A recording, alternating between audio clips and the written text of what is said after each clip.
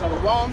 First off, we want to give all praise, honor, and glory to Yahweh, Bahashim, Yahushai, Bahashim, Rakadash, Rakata Yahweh, Rakata Yahweh, Rakata Yahushai. Yahweh is the true name of the Heavenly Father, who the world ignorantly calls God. That's right. And Yahushai is the true name of the Heavenly Father's the Son of Yahweh, who the world ignorantly calls Jesus Christ. That's right. We want to give double honors to the apostles and to the elders, the great millstone, and peace and blessings goes to the hopeful elect.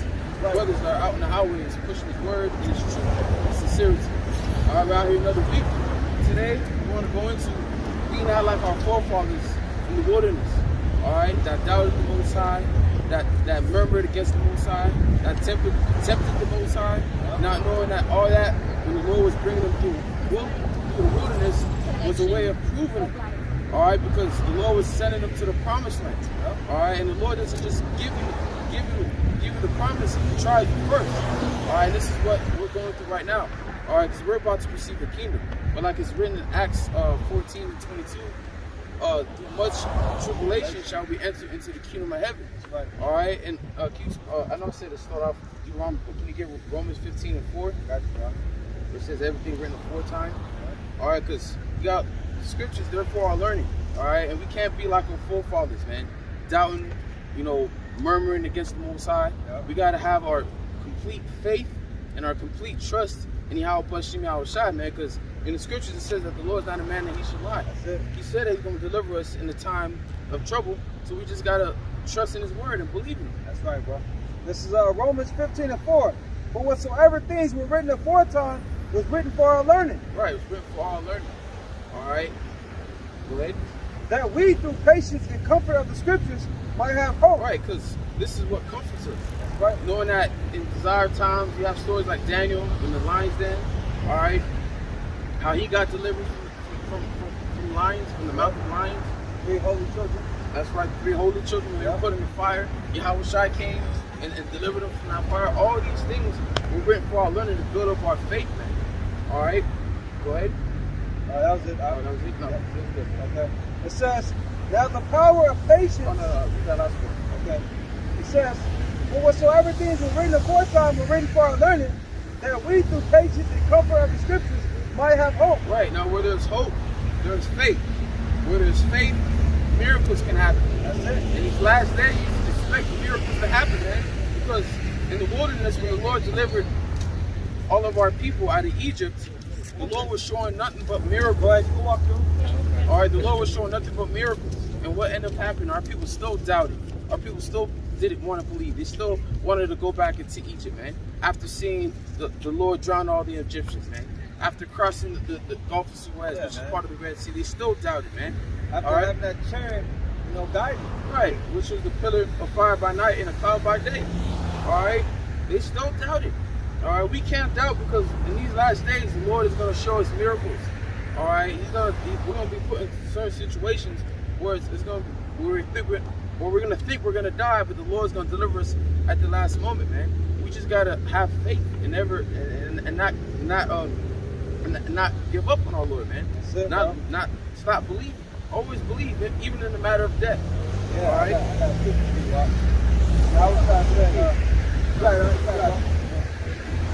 Jeremiah 6:16. Thus saith the Lord, stand ye in the ways and see and ask for the old paths, where is the good way, and walk therein. And ye shall find rest for your souls. But they said, we will not walk therein. Yeah, our ancient forefathers, they said they were going to walk therein, and they didn't have that faith. So you got to ask for those old paths, which is the scriptures, which is His word, and then your soul will be at rest. Right? Because the Lord, He gave us the way how to remain in that land. All we have to do is keep the laws, which our forefathers never did, man. All right, and that's why the Lord ultimately scattered us and kicked us both started with the northern kingdom. All right, He used Shalmaneser V, the Syrian Empire, to take away the northern kingdom, and He put the Cushites, the Ethiopians on our land. All right, then the Lord used the Babylonians to take out the southern kingdom, but then they came back into their land, and then, which had 70 AD, the Roman persecution, where the southern kingdom had to flee to Africa, all right, the different parts of Africa and around the world, all right, to flee from the Roman persecution. So ultimately the Lord scattered us because we did not keep the laws, man, all right? I got a scripture out, going back to after faith. This is Mark 5:36. As soon as Yahushua heard the word that was spoken, he said unto the ruler of the synagogue, be not afraid, only believe.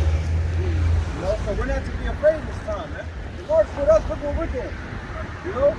The only one we have to fear is Yahweh by Shema Shah, man. Right. You can't fear the judgments because at the end of the day, the plagues that the Lord's bringing is not for us. That's right, man. Alright, if you get us Rock 40 and 9, alright, these are just like in the ancient times, like in ancient times when our people were in Egypt, the Lord brought plagues upon the Egyptians, right? And our people, we witnessed those plagues. Alright, we witnessed all the plagues that the Egyptians were suffering. Those plagues didn't come upon them, they just came upon the Egyptians. Alright, that's why the last plague was the death of the firstborn, which the Lord told, you know, Moses to tell his people to write the blood of the lamb on your doorpost. So the death angel, which was Yahushua, when he saw that blood, passed over. Alright? So that's why we had Passover.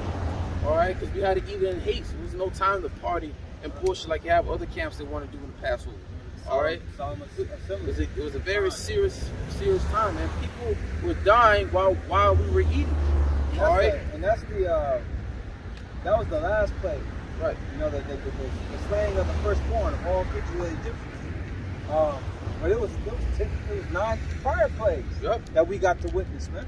And the Lord's bringing these plagues upon the world. All right, He's just saving this place from last. All right, and just like how the plagues came upon the Egyptians and not our people, the plagues in this time are going to come upon the wicked of our people, not of the elect. Because we're going to be in the midst of all this, man. We're not going to be above in heaven witnessing. No, we're going to be in the midst of Jacob's trouble. We're going to be in the midst of famine. We're going to be in the midst of the sword, the war that's going on, man. But the thing is, the Lord's going to deliver us, man. All right, you get that? I got it. It's good to say, only with thine eyes shall witness, you know. See the reward of the wicked, man. All right, because these people, they chose to enjoy sin for a season. All right, we choose to put off this life, man.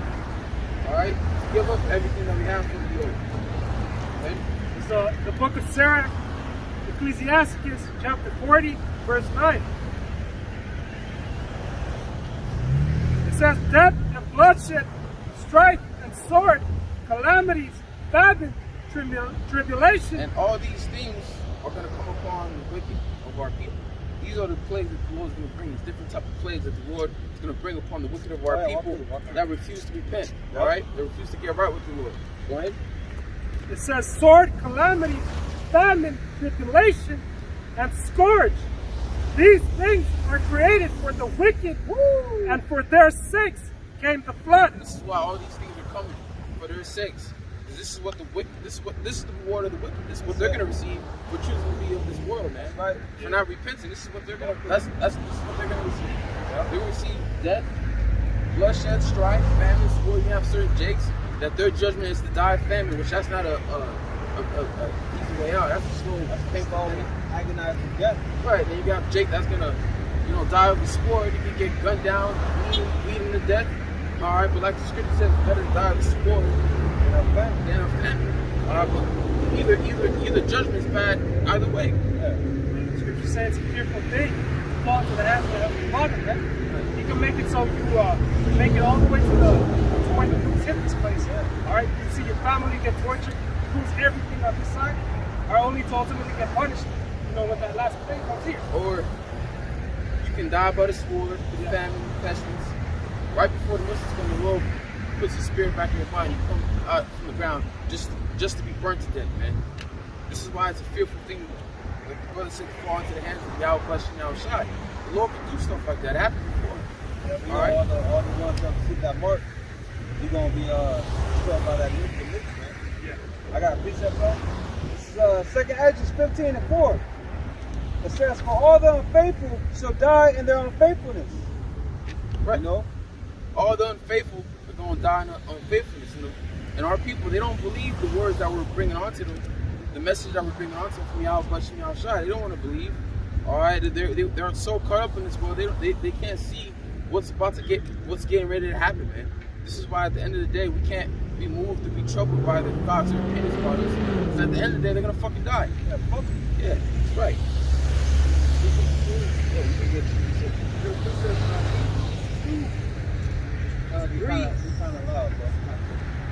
verse 6, but Mashiach as a son over his own house, whose house are we, if we hold fast the confidence and the rejoicing of the hope firm unto the end. Yeah, we gotta hope. We gotta hold on, just like how hold on to our faith in Yahweh Shem Shai, just like how Jacob hold on to that angel for the blessing. Yeah, like that in vogue song.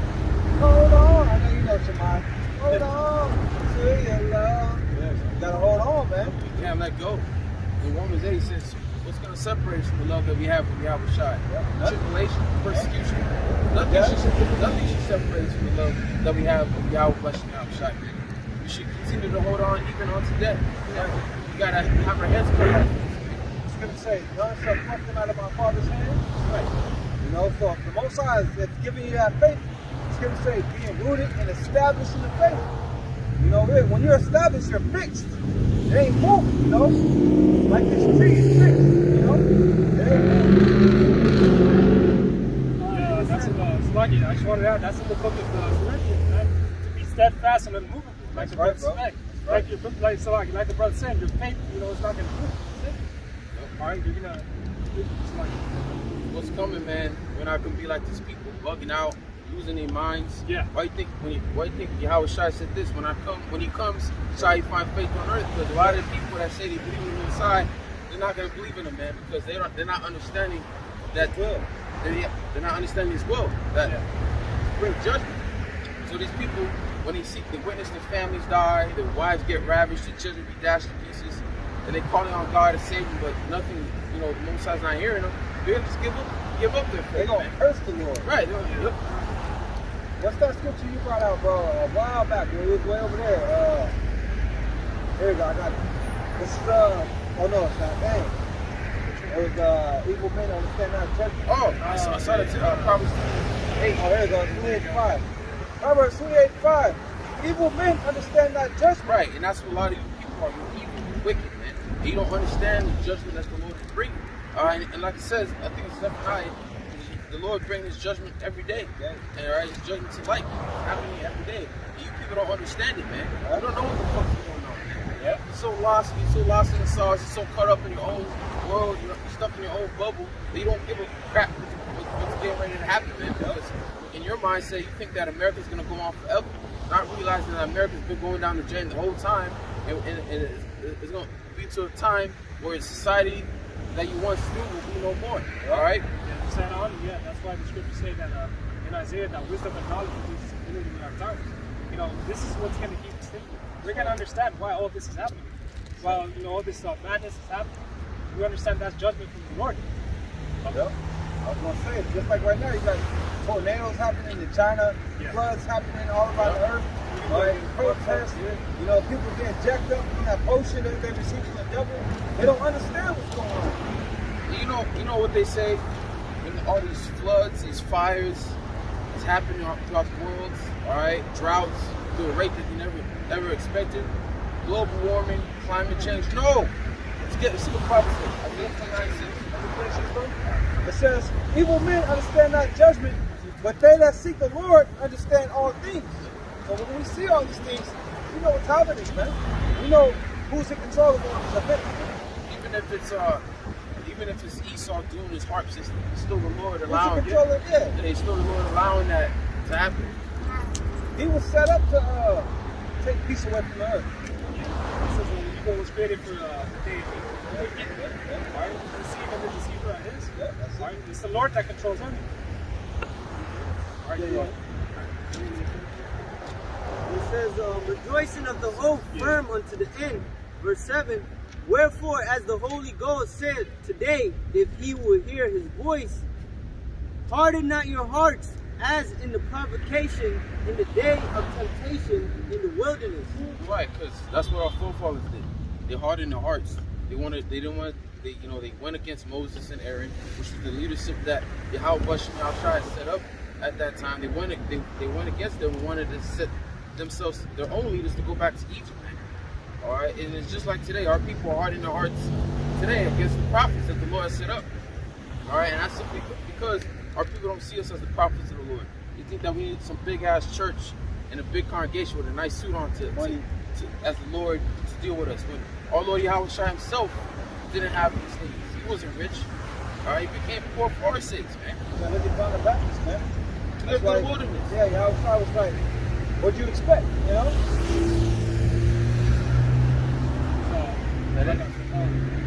You asked by Isaiah, right? Yeah. Oh, go ahead.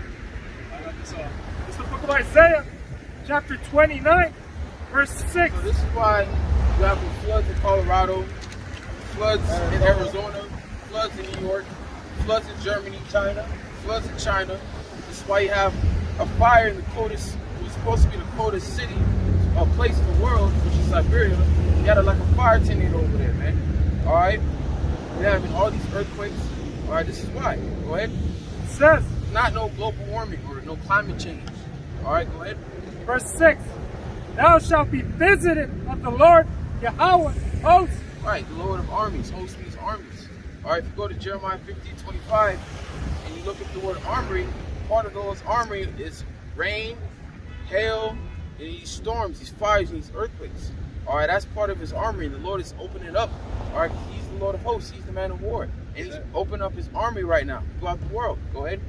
Shall be visited of the Lord Yahweh hosts with thunder and with earthquake and great noise, with storm and tempest and the flame of the devouring fire. So this is why you see all these things going on, man, because the Lord is visiting this place. All right, and we see it because our eyes are open. Like Yahushua said, blessed be our eyes for we see these things. That's right. These people, they want to blame climate change and global warming, not knowing the scriptures like this, man. Not knowing that the earth is, like it says in Isaiah 24, it is the earth faded. It's fading away. All right. It's Sirach 39:29. It says, fire and hail and famine and death, all these were created for vengeance. Read that one more time. It says, fire and hail and famine and death, all these were created for vengeance. All these is what the Lord uses to punish people. Like, for example, if you read Joshua 10, when we were taking over our land from these Canaanites, all right? When Joshua slew the Canaanites, all right, the ones that the army of the heathens, they saw that they were losing, so they fled. So guess what the Lord did? He opened up the heavens, brought forth his armor. All right, he rained hailstones to the point where more of them died of the hailstones than them that died of that got slain by Israel, man. Yep. And that was his thing for the Lord, yeah? Right, because you know how Esau, he has a military, he has an air force, he has a ground force. You know, he got the Marines, Army, Green Berets, Navy SEALs, and you got the Navy and all that. Well, guess what? The Lord got for Army too. His air force are these. He can use these storms, missiles, the chariots. His ground force are his men. All right, House of David's back in a big way. All right, all it takes is for the Lord to activate us, man. You got Leviathan as his navy, his chariots, and his storms. All right, because the Lord can also use these animals as a part of his army to use them to judge people. All right, so just like how Esau got a military, the Lord got a military, and he's using it, man. All right, because at the end of the day, when Esau's kingdom, right, when it's about to be destroyed, the Lord's going to send his son, Yahushua, right, which is going to bring war. It's going to bring a sword upon Esau, man, and it's going to take down his kingdom within 1 hour. That's it. All right, they're going to take that. Is that it?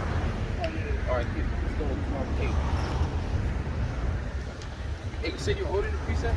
All right, bring it out. So Jeremiah 11:9, the Lord said to me, conspiracy is found among the men of Judah and among the inhabitants of Jerusalem.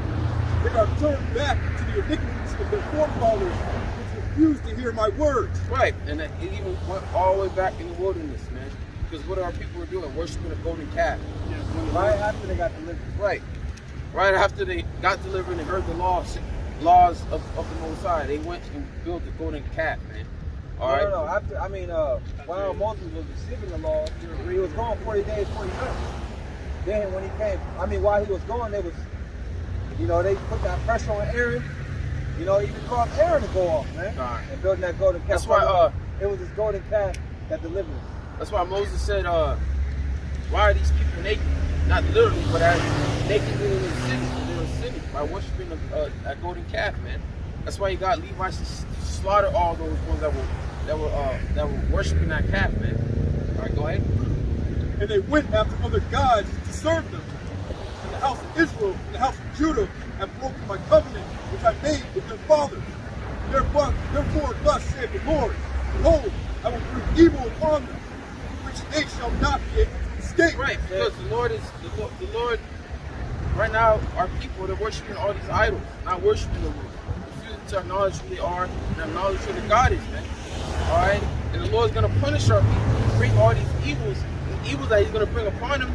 Our people are not going to be able to escape, man. Right? All right, go ahead. And though they shall cry unto me, right, I will not hearken unto them. And a lot of our people are going to cry out to the Most High, but the Most High is not going to hearken unto them. All right, the Most High is not going to, feel bad for them like in ancient times when our people were in captivity. Right. All right, when they cried to the Lord had mercy upon it, man. Well, guess what? Mercy is being shown to our people right now before shit gets bad. But our people want to grab on or enter into the doors of mercy. That's why when all hell breaks loose, no mercy will be shown, man. No mercy at all. All right. And guess who the Lord's going to use to bring His wrath, to bring the sword? All right, the wicked, the Edomites. All right, Esau, he's a merciless motherfucker, man. And the Lord has His Spirit upon him. The Lord has him like that because in the days to come, Esau ain't gonna show you no mercy. And at the end of the day, the Lord's not gonna show you no mercy, man. No matter how many times you cry or call upon Him, man, the Lord's not gonna hearken. All right. Instead, He's gonna laugh because while everything's real, everything's normal, right? Somewhat normal. You were laughing at His prophets. All right, saying all whatever you said in your thoughts, even your thoughts that you think about us. The angels right there recording it, taking it to the Heavenly Father, man. Don't be surprised right before you die, who thoughts that you said to them, man, are being played back, being sent back to you, man. All right?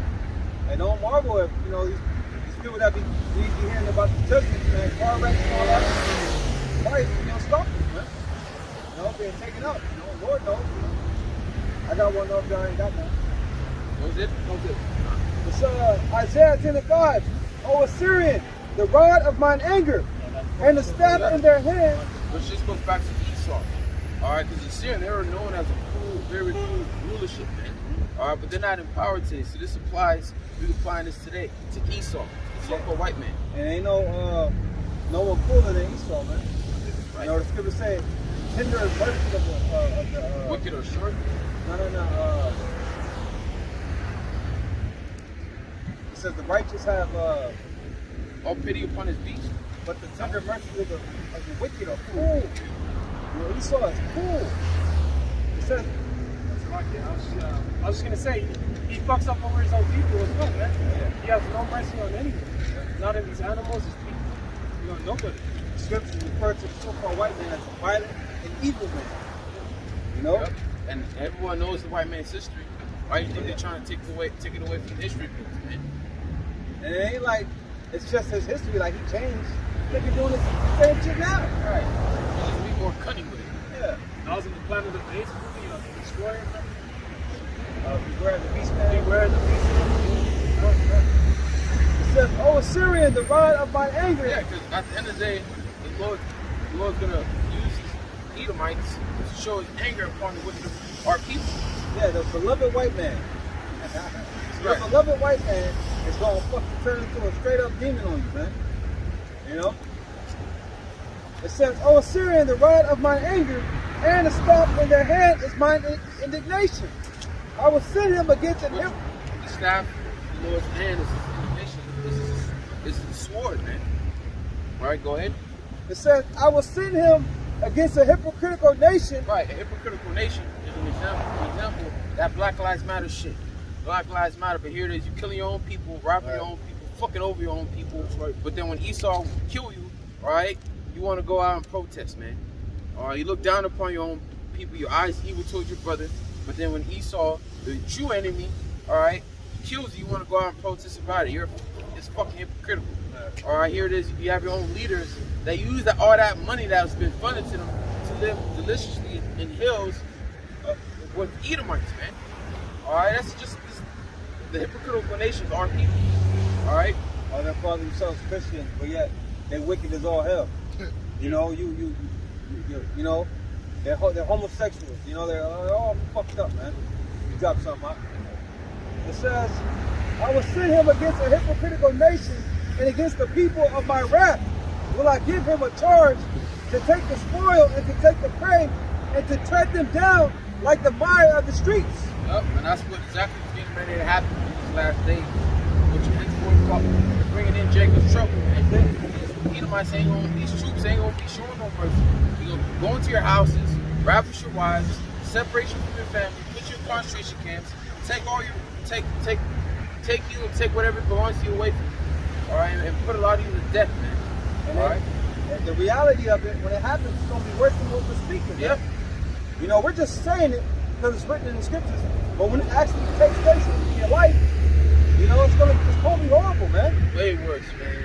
This is why it's gonna be so bad. The Lord's gonna need to protect us, right, and lift up a standard for us in that spiritual power. Except it said Michael, you know. Yep. Daniel 12:1. And at that time shall Michael stand up, the great prince, which standeth for the children of thy people, and there shall be a time of trouble, such as never was since there was a nation, even to that same time. Go ahead, man. You got it. Think about World War I, World War II. All right, look how bad those times were. 70 AD. All right. I'm just naming. There's a lot of events that happened on Earth that was terrible, but not like what's about to happen now. All right. It's gonna be so bad that Michael's gonna stand up for his people, which is not talking about everybody, the elect of Israel. The Israel of the Most High. Right. Scripture says too, knowledge shall be increased. That's another way of this place. It's going to be an unprecedented time. Because technology is advanced. This man's weaponry is crazy, man. You gotta stock it up on guns, on body armor, you have to have a chance against this devil, man. You're tricky. Here it is, this man has robots, like what Zuck always brings out. He has robots creating these things, man. These nanotechnology, man. Putting it within the people. That's unprecedented, man. You never heard nothing like that. That could activate during a 5G wave. Yeah, man. 5G, yeah. To the beams. Yeah. Changing people into who knows what. So we're already in a time that has never been. You know? It says, everyone that shall be found written in the book. Wait. There was a nation even to that same time, and at that time thy people shall be delivered, everyone that shall be found written in the book. And who's written in the book? The elect. Alright? The elect, which we hope to be a part of, are written in the Lamb's Book of Life, man. Right. All right. So if you get Deuteronomy, let's start off reading that. Deuteronomy 8, just read through 9. Deuteronomy 8 and verse 1. All the commandments which I command thee. Because what's coming, we're gonna really need to put our we got to put our faith in Yahweh and Yahweh Shai, because we're not gonna eat as we used to. We're not gonna, we're not gonna be sleeping on our beds. Like the scripture says, we have to be as pilgrims upon the earth in this day. We gotta fully trust in Yahweh and Yahweh Shai. Back then, in the wilderness, our people were as pilgrims. They stayed at a spot until the chariot moved, and they went to another spot. They dwelt there for a certain amount of days, and then they moved. That's how we gotta be in those days. Don't think that you're gonna stay in your house. Don't think that you're gonna stay in your house the whole time in Jacob's trouble, man. You're gonna have to move from house to house. Have you ever seen like a World War Z? One of the things the guy said is movement is life. So in these days, we gotta constantly be moving, man. Having our bags, buckle bags and go. Yeah. Like the brother saying, it's not about moving in peace. It's about moving with the spirit. Yeah, because the Lord's gonna guide us. The spirit upon us is gonna tell us, you gotta move, you gotta go this way, you gotta go that way. We don't gotta, worry about how we're gonna make it or how we're gonna survive or where we're gonna go. The Lord, He's gonna guide us. He guide us, and we just gotta believe. Just knowing that what we're going through is just a tribulation and a test. All right, before we enter into the kingdom. All right. Man. Can I get the scripture for you? No, Christ, precept that's on my mind. It says, many are the afflictions of the righteous, but the Lord delivered them out of all of them. That's right. we're going to go through many afflictions, but each affliction that we go through, the Lord is going to deliver us. All right, out of each and every one. Go ahead. There's a saying in the world, there's a saying in the world, but we'll kill you and make you strong. Like I'm saying, that all this is just a test. All right, It's 2 Corinthians 5:7. But we walk not by but we walk by faith, not by sight. Oh, just like the book of Eli. Yep.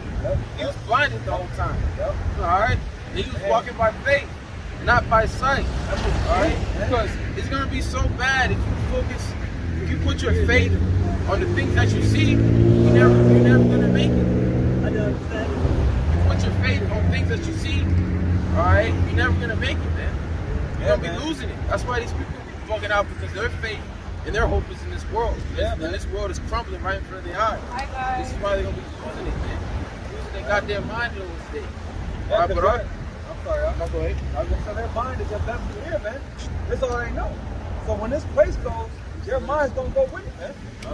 And not to mention they got that poison within them. No more ice cream. No more sitting down on dates with your woman. Talking about the No more Chipotle. No more going out, man, having fun. All that's No more gonna come pleasure. to an end. Right, no more pleasure.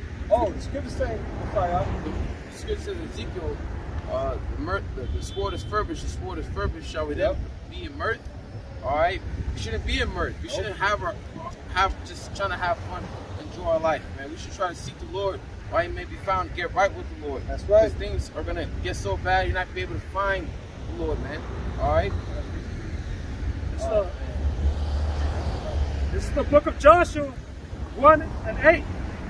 It says, the book of the law shall not depart out of thy mouth, but thou shalt meditate therein day and night, that thou mayest observe to do according to all that is written therein.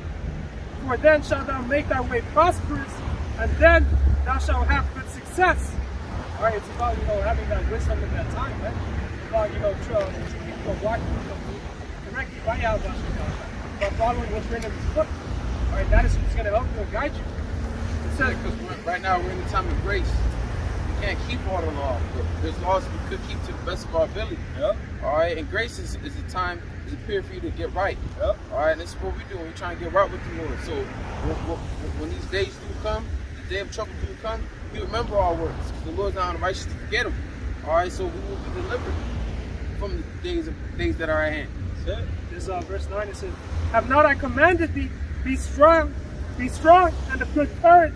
Be not afraid, neither be thou dismayed. All right, no, don't be afraid, man. Let these fucking Edomites, let the wicked be afraid, man. Yeah. Let these blunt smoking, niggas, these gang banging ass niggas, these fucking whores out here, let them be afraid, man. Yeah. It's time for us to stand on our faith, man. Show the Lord our faith. Okay, that we really believe in Him, man. That's what time we in, man. Showing our faith, man. All right, because these motherfuckers are willing to die for bullshit, man. Yeah. They're willing to die for colors, man. Yeah. These fucking Christians, they say they're willing to die for Jesus Christ, man. They're not. But we know the real power, man. Precious in the sight of the Lord is dead when He sins. It's a beautiful thing to go out for His It says, be strong and of good courage. Be not afraid, neither be thou dismayed. This is when they're going to war, man. All right, the Lord cleared a path for them, to take down this fucking nation, man. Just like when they had to go spy. It was Joshua and Caleb and 10 other men. They had to go and spy, and those 10 were scared, man. But the scriptures say Joshua and Caleb was of another spirit. So that's how we have to be, man. Of another spirit, man. Faith, full of faith, man. It showed confidence and courage. Scripture, not scripture, but it's a quote that I have at my house. Let your faith be greater than your fear, man. Yeah.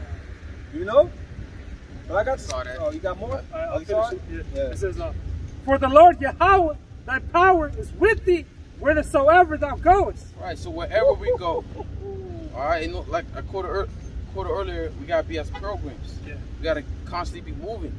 So wherever we going, the Lord's going to be with us, man. We just got to have our faith and trust.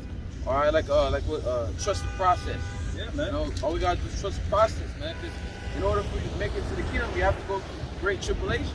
You have to go through that process of being put through that fire, being on that narrow path. But like it says in Isaiah 43, the Lord's gonna help us get through the water and through the fire, man. He's gonna help us. He's gonna guide us.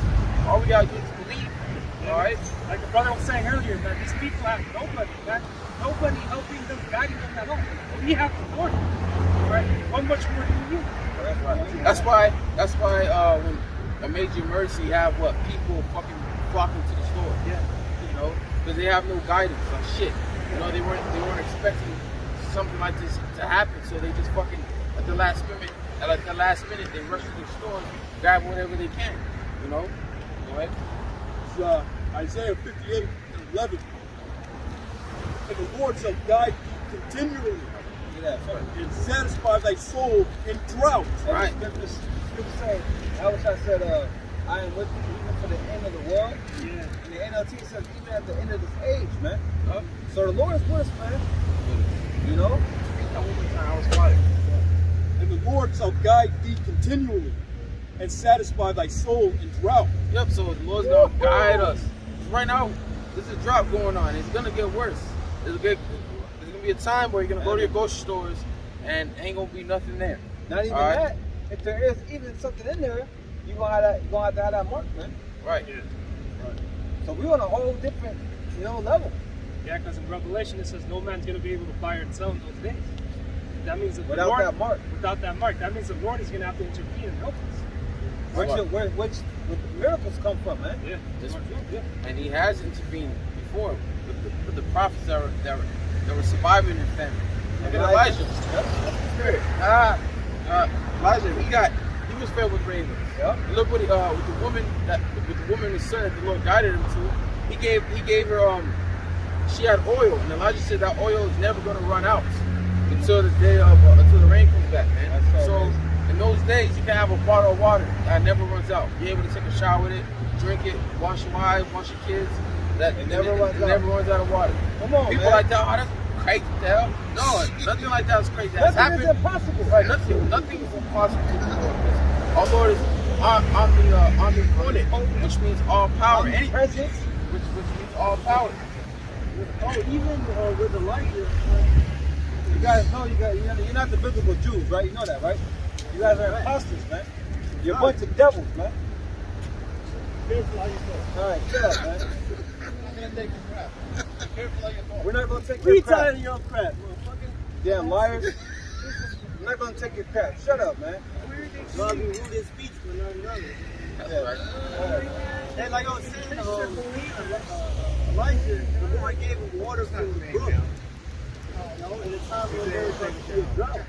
You have a question? The Lord will quench our No, thirst. we all pray to a higher being. You have a question? I'm just interested, that's all. What were the Israelites? I think it's wonderful. Yeah. I think it's wonderful. That's very nice. Country what? I can't even hear you. The country that we're representing? No, we're a people. The blacks, Hispanics, and Native Americans are the Israelites.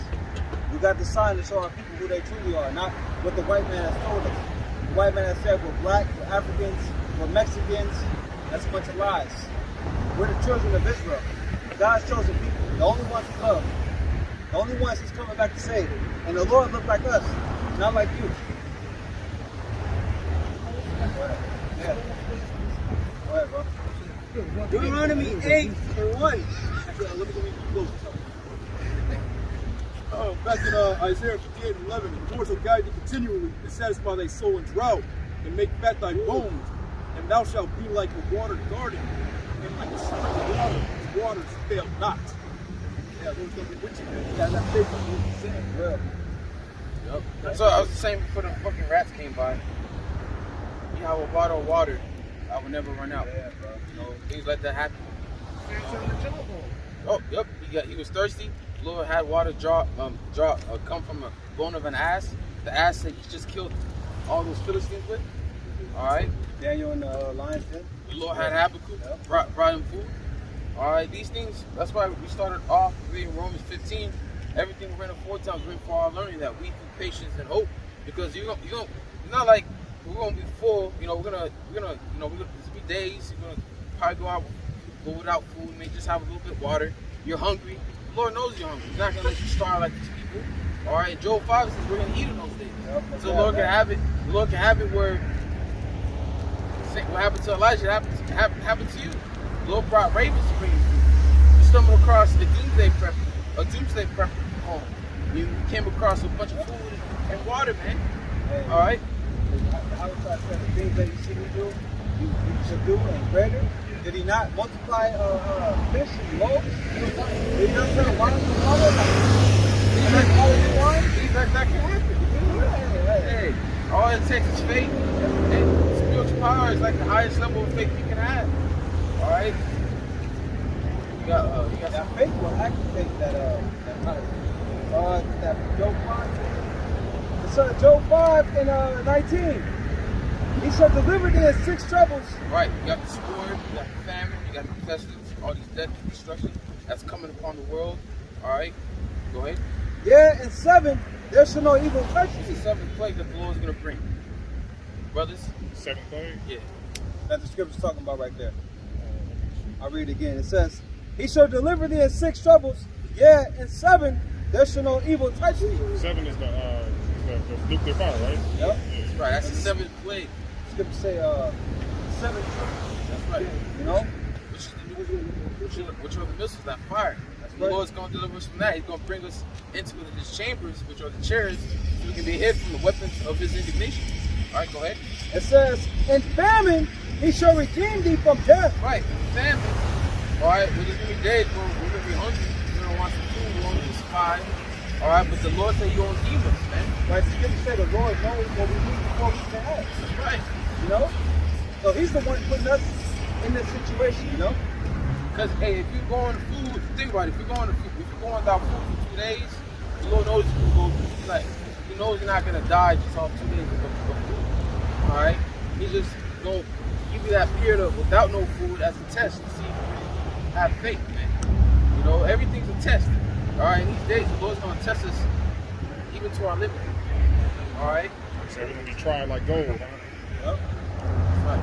Yep. It says, and in war from the power of the sword. Right, because you're gonna have troops out here. You're gonna have people with guns fighting each other, looking for food, looking for resources. Going to house to house, like it says in 2nd Ezra 16. You're gonna be going house with the sword and all that. We're gonna need to be delivered from these things. Yep. All right, the Lord's gonna deliver us, and He can give us that spiritual power. Give you a day where you're stuck in the corner. There's no way out. Calling the Lord sends an angel right there to smite all His men with blindness, like He did in the time of Elisha. All right, when the Syrians surrounded him, man. All right, the Lord had an angel smite all those soldiers with blindness and take them over to another city. All right, You mentioned Lot? no, and you had Lot, which the Lord got Lot and his family, and basically teleported them. All right, and told him to flee to the mountains, don't look back. All right, but who looked back? His wife. What happened to her? She turned into a pillar of salt. But before that, when those men of the city of Sodom, they wouldn't deliver them. And the angels. So what did the Lord do? What did the Lord have the angels do? Blinded them. Blinded all them men. Can't find the door. So you can have military outside the door, and the Lord blind them.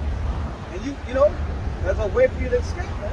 Hey, before Gideon, they had encampments, and they started killing each other. Remember, y'all seen that movie, it's called Freaks? The Freaks? Yeah. Y'all seen that one? Yeah, I like that one. With the son and the Daughter man and the daughter? mom. Yeah, that was Right? dope.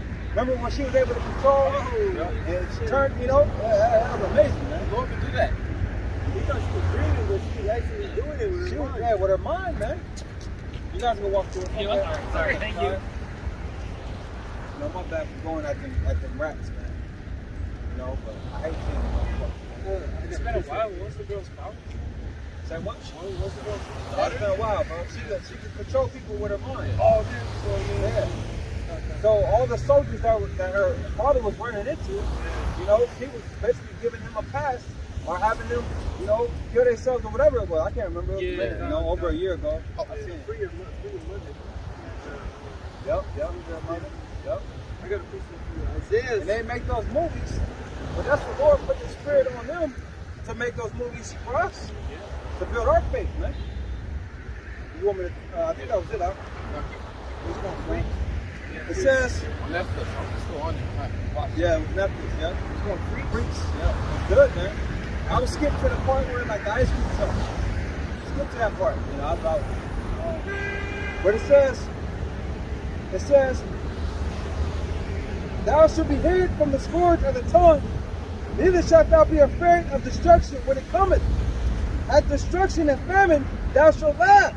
Right. You're gonna be at peace, man. Come on, man. You're gonna be at you see the movie Road when you find the wine and all that, you start drinking, then we're gonna be sipping, you know, the bunker, huh? Right? Yeah.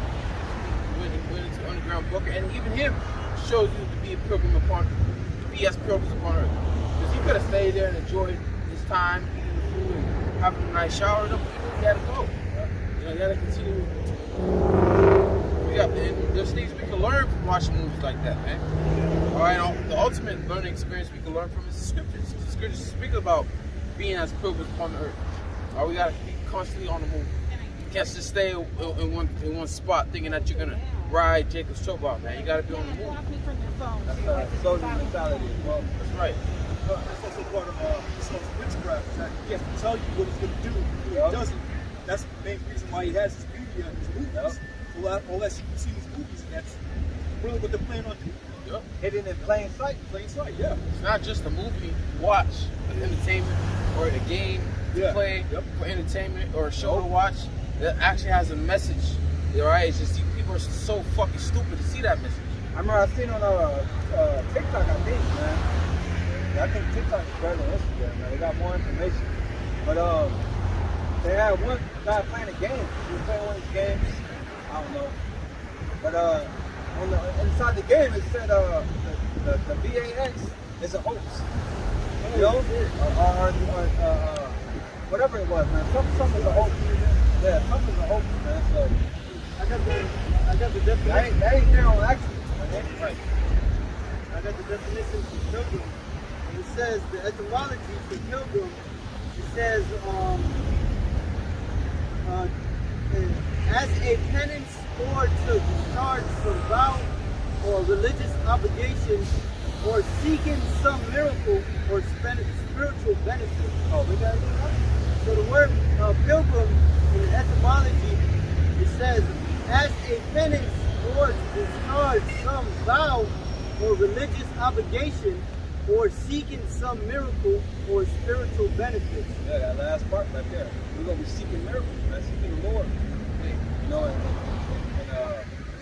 the scripture says, Sirach 2, ye that believe in him, I forget exactly the word. But we're going to be looking for the miracle. Yeah, wait for his mercy. There we go. The Lord did say he's a rewarder of them that diligently seek him. So he's going to reward us in these last days. We're willing. He's going to reward us for our faith now. We can hold on to our faith when the whole world ain't even paying attention. No? One thing that Apostle Bar said that always stuck with me is in those days, expect miracles. Don't just hope that they happen. Wait for them. Think that they're going to happen. Actually expect it. Know that's going to happen. You just got to wait for it. That's what the word hope means. I expect. That's right. You know? We're expecting the Lord to deliver us, man. Even now. You know, when you're going through the trials, pray to Yahweh outside with the faith in delivering you. You know? That's what it is. Without faith, it's impossible to please the Lord, man. You gotta have faith, no matter in your good times and your bad times. It's so easy to have faith when we have everything. Good, yeah. You're doing good. It's so easy to say you believe in the Most High and praise Him. But how about in the bad times? That's why a lot of people, in the bad times, everything's taken away from them, their livelihood. They're gonna be cursing the Most High, man. Right. They don't curse the Most High. That's right. Because they have no understanding. Right. That's one thing Apostle said years ago, man. Apostle Bar. I'm sorry for y'all to walk through, man. Let's go. Apostle Bar, he said it's easy to believe, like you said, it's easy to believe when everything's going good. The time to believe is when everything's going bad, man. Yeah, that's the time to show your faith, man. That's right. You gotta be like Job, like the brother saying, everything written aforetime was written for our learning. Job said, though the Lord slayed me, I will maintain my trust in That's him. it. You give it and you take it away. Yeah. You know, the Lord may have it where you have in this life, you have a good car, you have a good house, your own place, you have a good job. He gave it to you. But in these days to come, all those things that you have will be taken away from you. And you gotta be willing to lose it. Alright?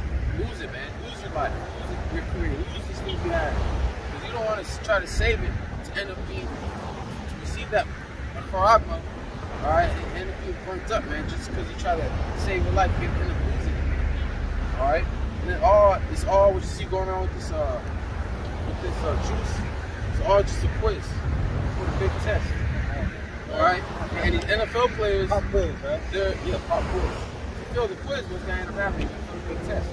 These NFL players, they're some of them are required, are thinking about their careers now because they don't want to receive this juice thing. And that's a good thing. Right. That's a good thing because they're on tape.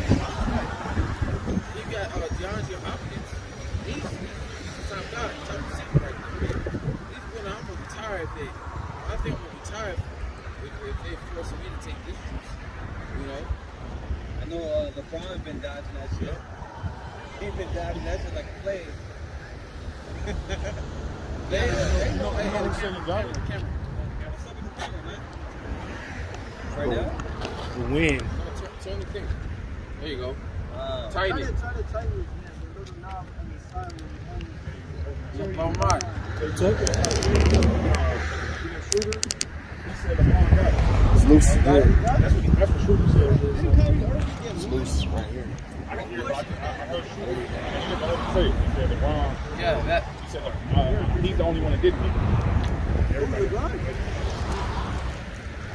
I don't really know. Should be good. Turn over a little bit, bro. Isaiah 65 and verse 12. Therefore will I number you to the sword, and ye shall all bow down to the slaughter. Because when I called, he did not answer, and when I spake, he did not hear. Oh, Isaiah 65 and verse 12. Therefore, Isaiah 65 and 12. Therefore will I number you to the sword. Right, because you're going to have a certain amount of jakes.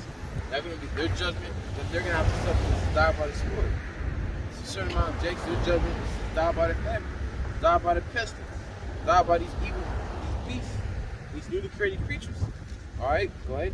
And he shall all bow down to the slaughter. There's a great slaughter that's coming upon the Lord's people. So, Alright?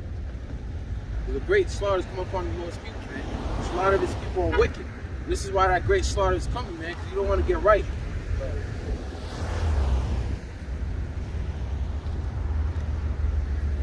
Alright, go ahead. it says, ye all bow down to the slaughter. That's 2/3. They all have to get destroyed. Because when I called, he did not answer. When I spake, he did not hear, but did evil before mine eyes. Right, the Lord's calling out. Do his prophets. And a lot of you are ignoring his prophets. Ignoring his counsel, man. Putting his counsel to naught. Yep. Not taking heed. Instead, you laugh, you scoff, you mourn. But like the scripture says, laugh now, you're going to mourn a week later. Alright? You get the first laugh, but guess what? Guess who's going to get the last one? The Lord and his men. That's right. Hey, the Lord ain't no one to laugh at, man. Hey, because really, you're not laughing at us. You're not talking shit to us. You're not thinking evil of us. You're thinking it of the Lord. We're his men. We are here representing Yahweh Shai. And we're ambassadors of the Lord. Right. It's like a. You send the 300, you send a messenger, right? The messenger gives you the message. If you don't want to take the message, you kill the message. You kill the messenger, you speak you to the messenger. That implies you basically, whatever you say to the messenger goes to the king. Hey, All right. that reminds me of that story when David sent out two men and they cut off their garment and his beard and they went to war because of what they did to the messenger. King David. All right, so we being the messengers of Yahweh Shai deliver you onto a message, deliver you a message, whether you want to hear it or not. It's on you. All right, and you scoffing and you saying all manner of evil against us.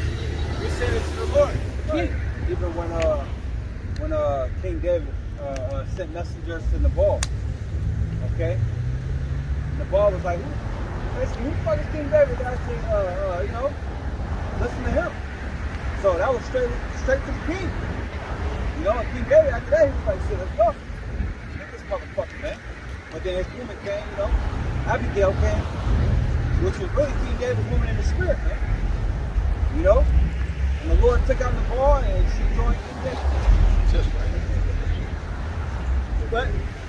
But did evil before my eyes, and did not choose that wherein I delight not. Right, which is what did the Lord delight in? It's fearing him, man. That's what the Lord delights in. You know, you're fearing him, man. Which is gonna move you to do what he said to do, man. Keeping his commandments to the best of your ability, man. What shows you love him.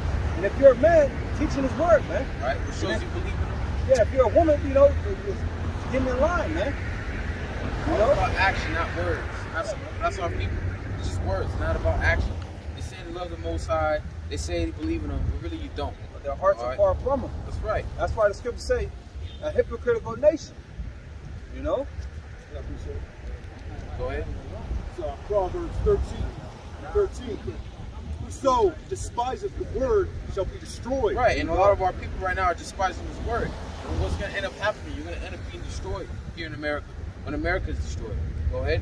But he that feareth the commandment shall be rewarded. Right, because when you fear the Most High, you do the things that is pleasing unto him. Like, Sirach 1 and, says, 1 and 15. No, Sirach 2 and 15. I'll get it. It says, they that fear the Lord will not disobey his word. Right, so if you fear the Lord, you're not going to disobey his word. You're going to keep his word. You're going to follow his word. All right? It says, and they that love him will keep his ways. Right, because what is love? Keeping the commandments. Not just talking. It's actually keeping the laws to the best of your ability. Not trying to find any excuse.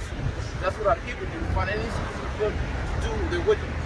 All right? Like a child, they reverence their parents, they're going to do it what they ask. It's like a wife, and she reverence her husband, she won't do what he asks. They that fear the Lord will seek that which is well pleasing unto him, and they that love him shall be filled with the law. What is well pleasing unto the Lord?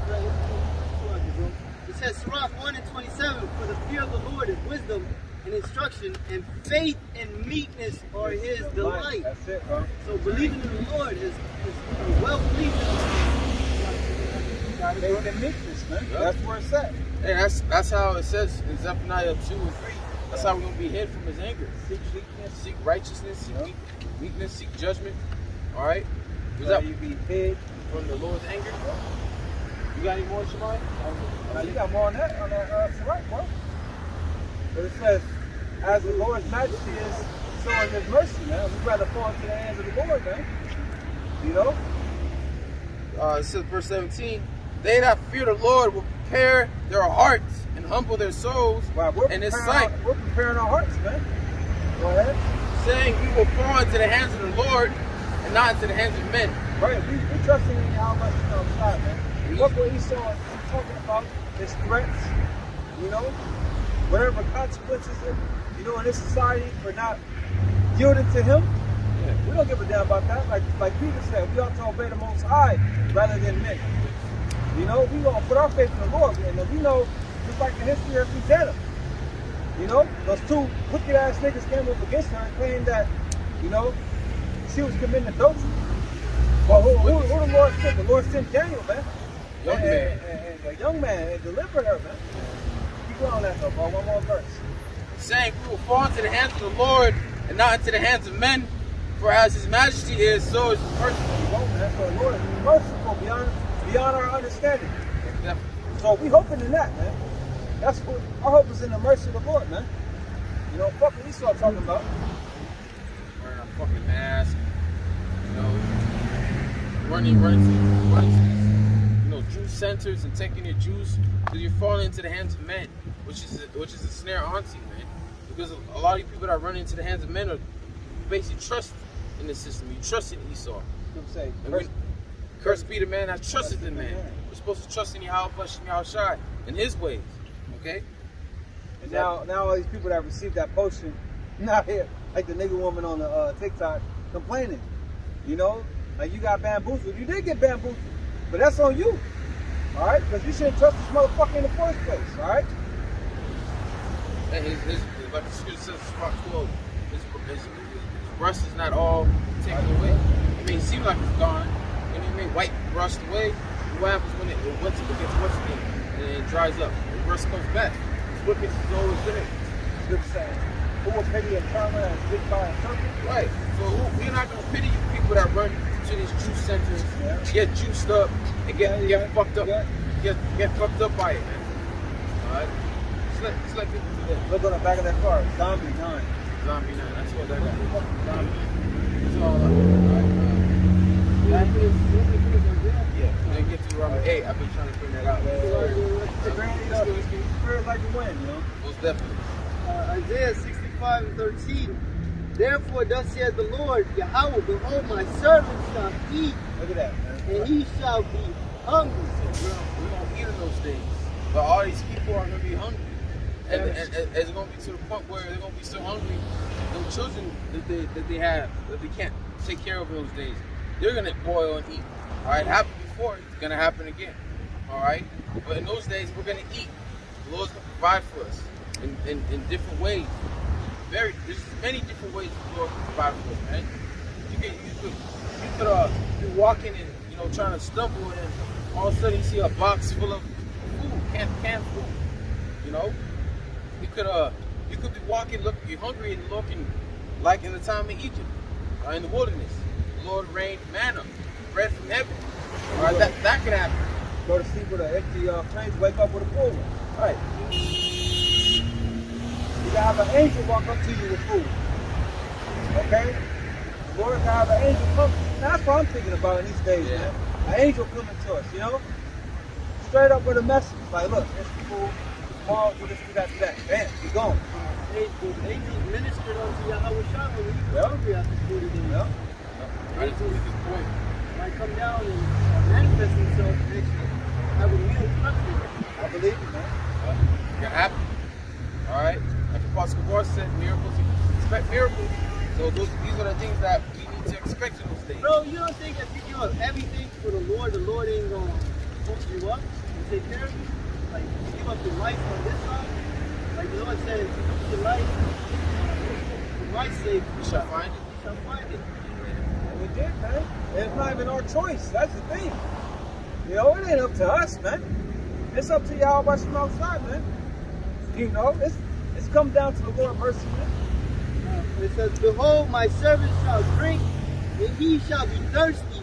Behold, my servant shall rejoice, but he shall be ashamed. That's going to be in the kingdom of heaven. We're going to rejoice. No. That's on this side, bro.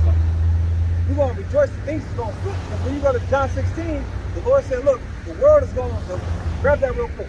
John 16 and about 20. The Lord said the world is going to rejoice, and we're going to be sorrowful. So the Lord going to flip it. The world going to be sorrowful, and we're going to rejoice, man. That's why we got to be excited, man. It's the book of John, chapter 16, verse 20. It says, verily, verily, I say unto you, that you shall weep and lament. Right. We've been weeping and lamenting, man. Catching hell, man. Go ahead. But the world shall rejoice, and ye shall be sorrowful. Look at that, man. So the world been living it up. They've been doing their thing, man, while we've been sorrowful, man. So the Lord gonna flip it. Now we gonna be eating, we're gonna be drinking, we're gonna be rejoicing while they fucking hungry, thirsty, and ashamed, man. You know? It says, but your sorrow shall be turned into joy. Look at that, man. Now that's gonna be, you know, when we get on the other side, man. Because the scripture says, no one gonna be able to take that joy from us, man. You know? That joy is gonna start when you're gonna see so much. You're gonna know the Lord dealing with you, man. You know? Oh, what you got, bro? You got it. Wait, hold on. What you got, bro? 2 Ezra 2 and 27. I had it, bro. Start 26. Start 26, bro. Right. It's in 2 Ezra 2 and 26. That's the spirit, man. You had that too? That's the spirit, man. As for the servants whom I have given thee, there shall not one of them perish. Right. We are the servants of Yahweh outside. That's right, man. Hoping to be part, of his elect. If we're his elect, none of us are going to perish. As all right? say, every hair on your head is numbered. Right. So, in these days, if you're the elect, you're going to be delivered. All right. Job 5, you're going to experience it, man. Woo! You're going to experience Job 5. Hey, Scripture say even with the beast, we're going to be at peace with the beast of the earth, you know? Yeah, beast of the field. And it says, then shall we know that our tabernacle is going to be at peace. We don't know that the Lord is with us in these days. These things are going to be happening. All right. Miracles are going to be shown to you, where you're going to know that your tabernacle is at peace, man. That's right. You're going to know that your name is written in heaven, man. All right. Go ahead. In Psalm 34, it says that he keeps all his walls and none of them are broken. We're going to be guarded in these days. It's like, That's really a prophecy on the outside. oh, okay. Oh, yeah, got it. For I will require them upon thy number. Be not weary, for when the day of trouble and heaviness cometh, Which is coming. Fastly approaching. That can happen at any moment. As a thief in the night to the ones in darkness. But not to us, because we're in the Lord's marvelous light. We're in the light. be not weary, for when the day of trouble and heaviness cometh, others shall weep and be sorrowful. Yep. These other people out here, they're going to be mourning. They're going to be a mourning state. They're going to be in a mourning state. All right, they're going to be lost, man. All right, they're going to be mourning because of the things that they're going through, the things that they lost. The family members dying. Yep. Witnessing their children die, being dashed to pieces in front of their eyes, and they have no power to do anything about it. You know, Like us, say one of your loved ones die. We know what happens after death. We know that's not the end of that spirit. they think they have no understanding. I'm never gonna see my mother or my child again. Gonna fuck them up. Yep. Hey, and there's judgment because the Lord knows how to get to you. The Lord knows how to get a person, man. So if you really love your children or your father, or your brother, Lord can have it where you witness your children die right in front of you. You have no power in your might to do anything about it, man. You can't protect your little loved ones. All right. That's why a lot of people are gonna be mourning. All right.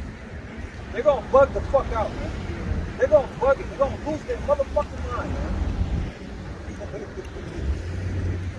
And it's gonna be amazing, man. Fuck. They some assholes. Yeah, man. Fuck. They think they think they got it made, man. Yep. They think the Lord ain't controlling nothing. They ain't control their own destiny. All right. Got that free will spirit. Hey, I gotta get people. Now let that brother finish that one. I'm sorry, bro. I'm sorry. Let that brother finish that one. Be not weary, for when the day of trouble and heaviness cometh, others shall weep and be sorrowful, but thou shalt be merry and have abundance. Have abundance, man. See that? See that? We're gonna be merry and we're gonna have abundance, man. And now, we don't know how it's gonna happen. You know what's gonna happen. You know what's gonna happen. It's good to say, man. You know? Chilling. And we're gonna think of them scriptures in that time. We're gonna be, man, the scripture says we're gonna be merry and have abundance, man. We're gonna laugh, praise the Lord. You know, you never know, man. Shit, don't let you get that power. You really gonna be merry, man. Yeah. Keep going, though, bro. There's more. The heathen shall envy thee, but they shall be able to do nothing against thee, said the Lord. Look at that, man. They gonna envy us, man. But they ain't gonna be able to do nothing against us, man. Because the Lord is backing us, man. Go ahead. My hand shall cover thee, so that thy children shall not see hell. So even the Lord's gonna cover our children, man. You know, did he not cover Noah's family? Did he not cover Lot's family? You know? And that's our hope, you know. Hey, but don't bug out if you lose your children, you know? Even for Lot, the angel told you, have any other family members in his house? So he went to his sons-in-law, right? And what ended up happening? They didn't want to believe. They mocked. So did Lot have time to worry about them and to mourn for them? Nah, you had to get up out of there because destruction is getting ready to happen, man. Yeah. So this applies to us. We can't worry about our family members on this side. You can tell them, you can warn them. If they don't want to hear it, let it be. All right, you'll see them again in the kingdom. All right, you'll be in your throne. You'll know. And then when we're going over the stories, they're going to remember. Damn, you were telling me this, but I didn't believe. And they're going to be so ashamed to the point where they can't look you in the eye, man. Because they're going to be ashamed of the things that they have done, and that goes for all of Israel that didn't take heed to this word. Yeah. Just, Good to say. yeah. Go ahead. Yeah, just to add on, like the brother was saying, Timothy says that no man that warns himself in the affairs of his life, man. You can't be overly attached to what you're doing in his life. Yeah. You know, that'll be your back, man, if you continue to follow him. I was gonna say, backing you up, bro. Then shall they go? And a prophet that been in It's gonna be too late because they're gonna try to, find a way to contact you, but nah, they can't. They can't find you. They can't call you. The phone systems will be out. Especially if there's a power outage, man. Right. They can't get you because there's gonna be chaos. So there's gonna be so much chaos out in the streets. They can't travel to you, man. Yeah, man, the Lord is gonna be desired in those days, They're gonna be the only ones that the Lord is taking care of. And that's gonna be known. It's gonna be evident.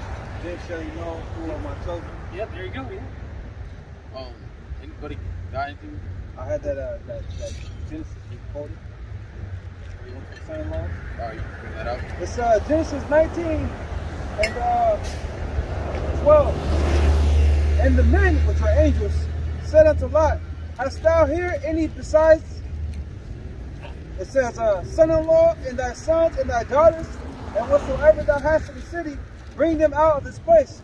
For we will destroy this place, because the cry of them is waxing great before the face of the Lord, and the Lord hath sent us to destroy it. And Lot went out and spake unto his sons-in-laws, which married his daughters, and said, up, get you out of this place, for the Lord will destroy this city. Just like we're saying now. Yep. Spiritually, depart from this place. The Lord about to rock this world with nukes, man. Look across to the court, man.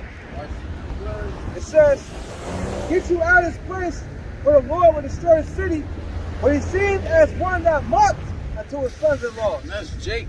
Your family members, they'll scoff you, they'll mock you because they'll think you're crazy because they know you.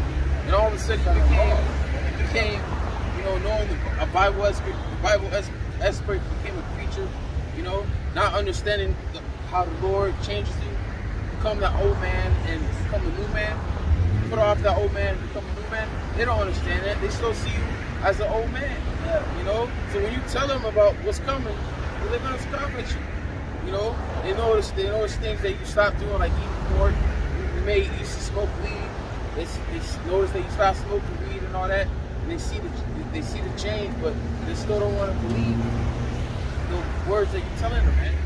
They still want to take heed to the warning. They scoff, just like Lot's son-in-law, man. So at the end of the day, what's gonna happen? If they don't get right with the Lord, all right, they're gonna die here, man. They're gonna die here. It's gonna be on them. All right, you gotta put off that mortal thought and worry about your own salvation. The scriptures speak about working on your own salvation. You can't be constantly worrying about your loved ones, like your father, your mother, your brothers, and all that. Man. Let them go, man. You'll see them again. You gotta believe that. Like I always say, you gotta forget about Jake, man. If they ain't serving the Lord, forget about him. You see him on the other side. It's the book of John, chapter 15 and 19. It says, if ye were of the world would love his own, but because ye are not of the world. And your family members are still in the world. That's why, certain cases, you may not be cool with your family members, man, because of this truth. They may not like it that you're out here preaching the downfall of America. All right? Go ahead. Try to keep the peace as much as possible. There's always contention there. It says, but because ye are not of the world, but I have chosen you out of the world, therefore the world hated you. Right, and I can even include your family members. But like it says in Psalms 27:10, when your mother and father forsakes you, then the Lord will take you up. All right, so there may be times where you have brothers that had instances where they got kicked out of their house because of this truth, man. But the Lord never forsook them. All right, the Lord was always with them. All right, and this is what you got to count. You got to count the cost that things like this may happen. It says a soldier is not a fair to take himself with his life. In war, you can't worry about your loved ones. You got to focus on the war path. When we're on a war path, you can't worry about your loved ones, because that's what gets you killed. You ain't trying to die. Before that scripture that says, endure hardness as a good soldier. That's part of that hardness, man. Yeah. That nobody really gonna believe, man. Only a few. A daily event, man. Your mama ain't gonna be called, man. Forget about your mama, man. Honor her, but forget about it, man. Like you say, you gotta be the bigger person, man. Your parents are with you. You disrespect you can't disrespect them. You gotta honor your father, your mother at all times. Yeah, but you can give them distance, though. Give distance, you know, all the people distance, man. Don't fuck with them, man. You know, 'cause the Lord will bring judgment upon the wicked at any time, man. I got one though. This is 1 Peter 4 and 3. It says, for the time past of our life,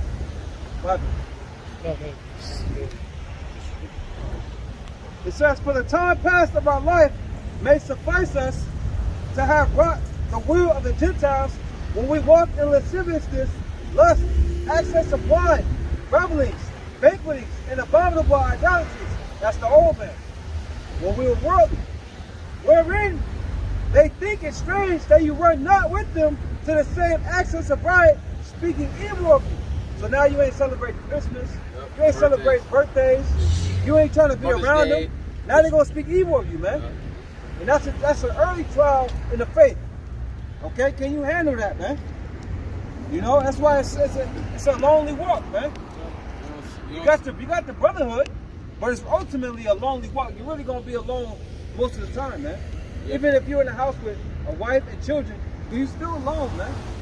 You may have a family member's birthday coming up, and you don't say happy birthday because you don't celebrate that shit. They get offended, and they look at you sideways and want to fuck with you. You don't want to go to no funerals or no parties, marriages. I ain't going to no damn funeral, man. You got to be fucked up. You know? Yeah, one of my family members told me they used to like it when I used to get haircuts and act normal. What does that even mean? Oh yeah, they may even get mad or look at you sideways when you're going out your beard and tell you shit like, shave it off. You know, what he's going at, you know? I look like a robber. Look like a who? A robber. That's also what's that scripture? Fellowship is our yeah, man. Don't have no fellowship. Light. What fellowship is light apple dark? Yeah, there you go. Exactly. Yeah. You know? You know, that's gonna end up corrupting you, like the brother's saying. Bring back those habits. You know that they corrupt. Alright. I got one. This is Sirach 72. Depart from the unjust, and iniquity shall turn away from you, or from thee. You know, depart from the wicked, the unjust, man. I got another one. This is Sirach 6:13. Separate thyself from thy enemies, and take heed of thy friends. You know? Enemies of the world, friends of the world. Your families could be your enemies. And you got to depart from them, man. You know, you may not be as close to your family members as you used to be when you're in this, man. All right, because like the brother says, they're in the darkness. All right, no fellowship with darkness. How's it go? Light cannot fellowship with darkness, man. Yeah. All right, we cannot fellowship. We be all into this world like we used to be. And there are a bunch of unbelievers who don't really be doing anything. Micah 2:10. Arise ye and depart, for this is not your rest. Because when you are rooted, it shall destroy you, even with the sword destruction. This is the depart from this world, man. Depart from the family. Depart from the 2/3. It is polluted, man. They're all polluted with the ways of this world, man. So the sword is saying, what is that? They were influenced, you know? You just gotta depart from them and just do away with it. That's the best of your ability, you know? So I think it says walk with wisdom, them that are without. Live with people with wisdom. You can't just tell them what you're all about. Just keep being mysterious to them. So Deuteronomy 8:1. All the commandments which I command thee this day, he shall observe to do, that he may live. Right, because this keeping the laws is life, and this is why we die, because wages of sin is death. All right, by us not keeping those laws, the Lord, certain laws, there's laws that make you unclean. There's laws that are, that are unto death. All right, and not keeping these laws bring death. Not keeping the Lord's laws brings death, man. All right, go ahead. It's Luke 4:1. This is the book of the commandments of the Most High, and the law that endureth forever. All they that keep it shall come to life, Right. but such as leave it shall die. Beautiful. That's a beautiful precept. So all this that keep it shall come to life. And that's what our forefathers didn't do. They didn't keep these laws. And this is why we're in the predicament that we are in today, man. We did not obey the Lord's words, man. Because on the way to the promised land, the Lord told us to to kill basically all heathens. Kick them all out. Get rid of them, kick them all out. Don't do what they do, man. Right. Because it's going to become a snare. And our people didn't take heed to that. All right? All right, was that it? It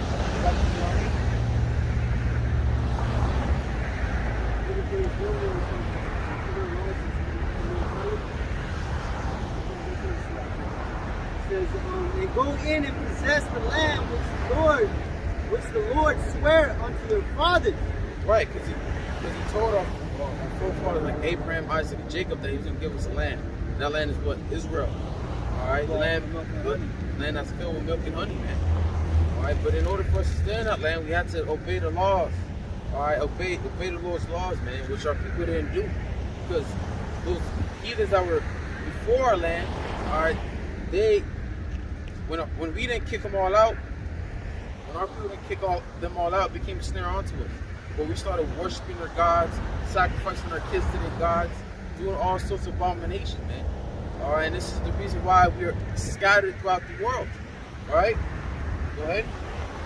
It says, and thou shalt remember all the way which the Lord thy God led thee these 40 years in the wilderness to humble thee and to prove thee. Right, in the scripture say, before honor is humility.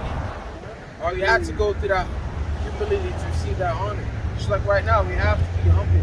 Being humble right now in order to be honored in the kingdom of heaven. Okay, go ahead. And to prove thee. Right, and this is what the Lord's doing now. He's proving us. He's testing us. He's putting us through that fire. All right, because according again, in order to make it to the kingdom, you have to go through great tribulation.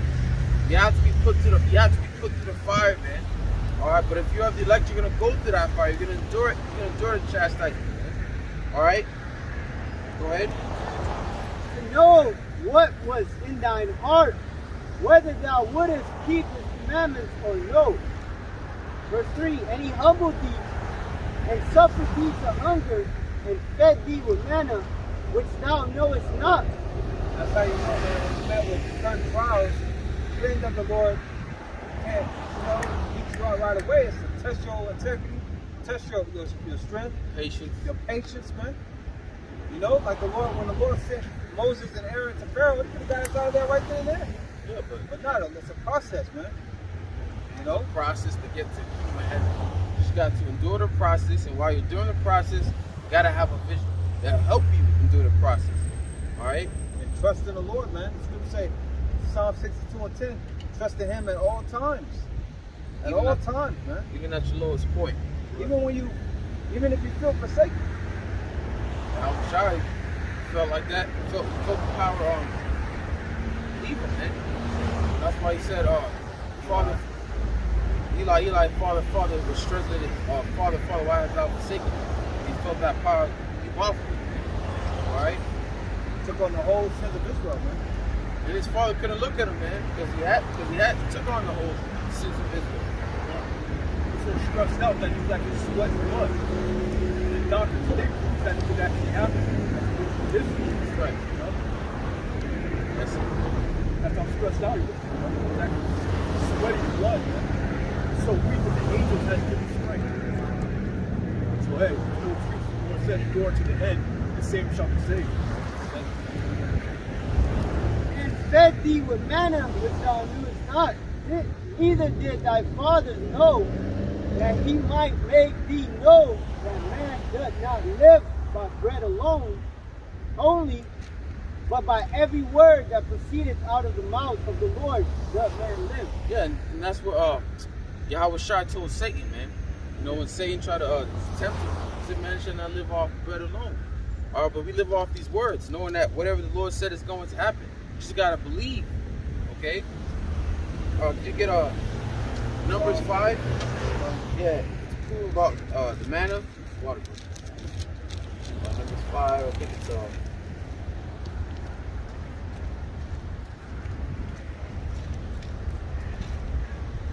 5 and what? I think it's the top.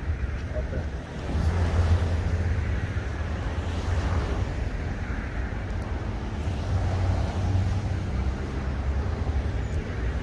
No, that one's top.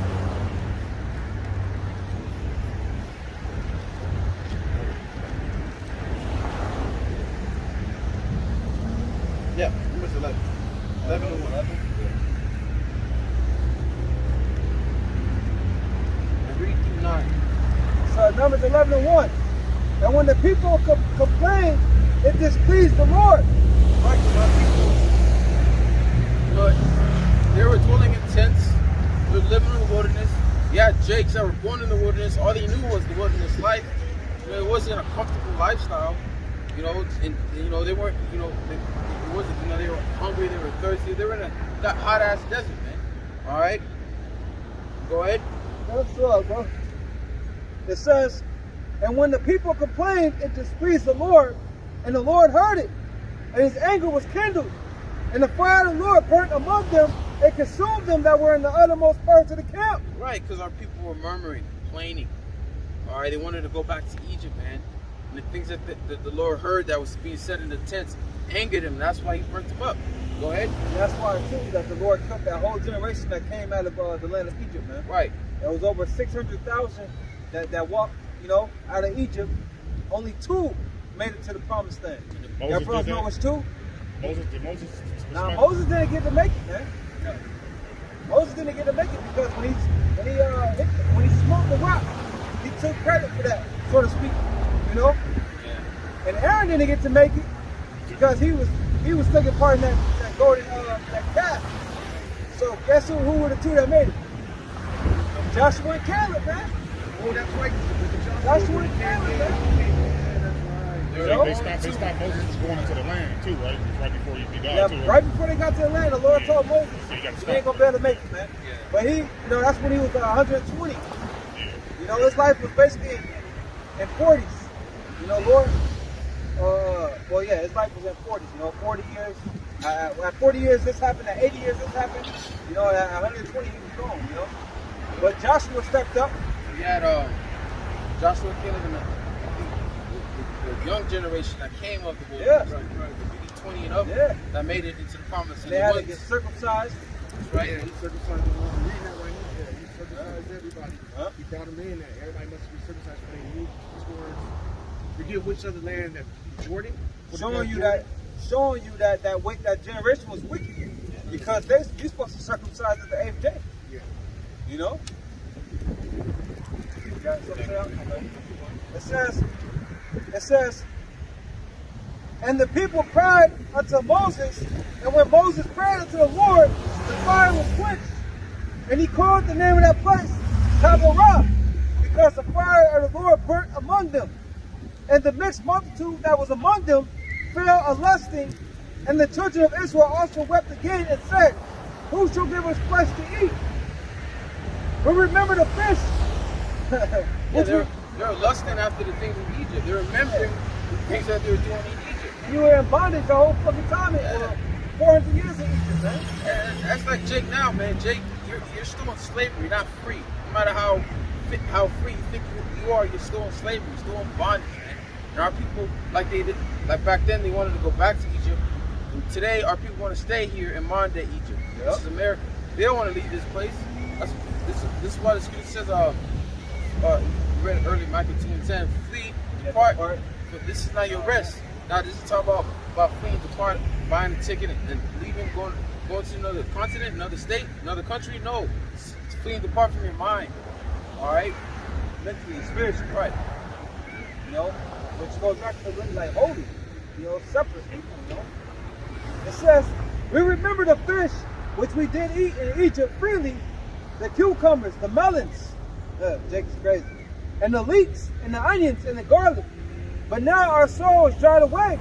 There is nothing at all decided the manna before our eyes. Yeah, they were being ungrateful because here it is. You're still eating, but you're still Complaining. At least you're eating. That's crazy. And we can't, and the reason why we're bringing this out is we can't be like this in the days to come. Yeah. We gotta be door harness is a good soldier. We're not gonna be comfortable. We're not gonna be sleeping on our beds. There's some nights before I go to sleep, I'm like, man, I ain't gonna sleep on this bed anymore.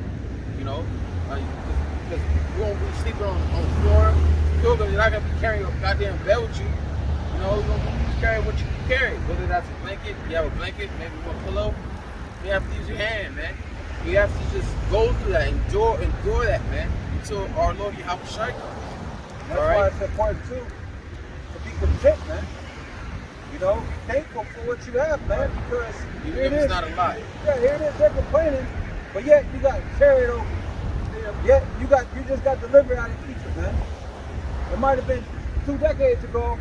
You know, you hear about, you know, our people walking out, how the Lord delivered us out of Egypt. You know, I'm putting myself in that wilderness, you know what I'm saying? Might have been 2 decades ago, you know? But, you know, our people weren't content, they weren't thankful, man. They didn't appreciate Yahweh outside the things that the Lord was doing, man. They didn't even appreciate Moses, man. Yeah, they set up, try to set up captives to go back to Egypt. You know? It calls to the best with food and raiment. There was be content, man.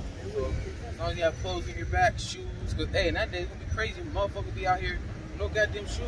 You know the thing, you know the scriptures say, I'm sorry, bro. No, go ahead. You know the scriptures say that although our people were walking in a circle in the wilderness, their shoes didn't get messed up. Oh yeah. Their shoes didn't get old, man. Their clothes didn't get old, man.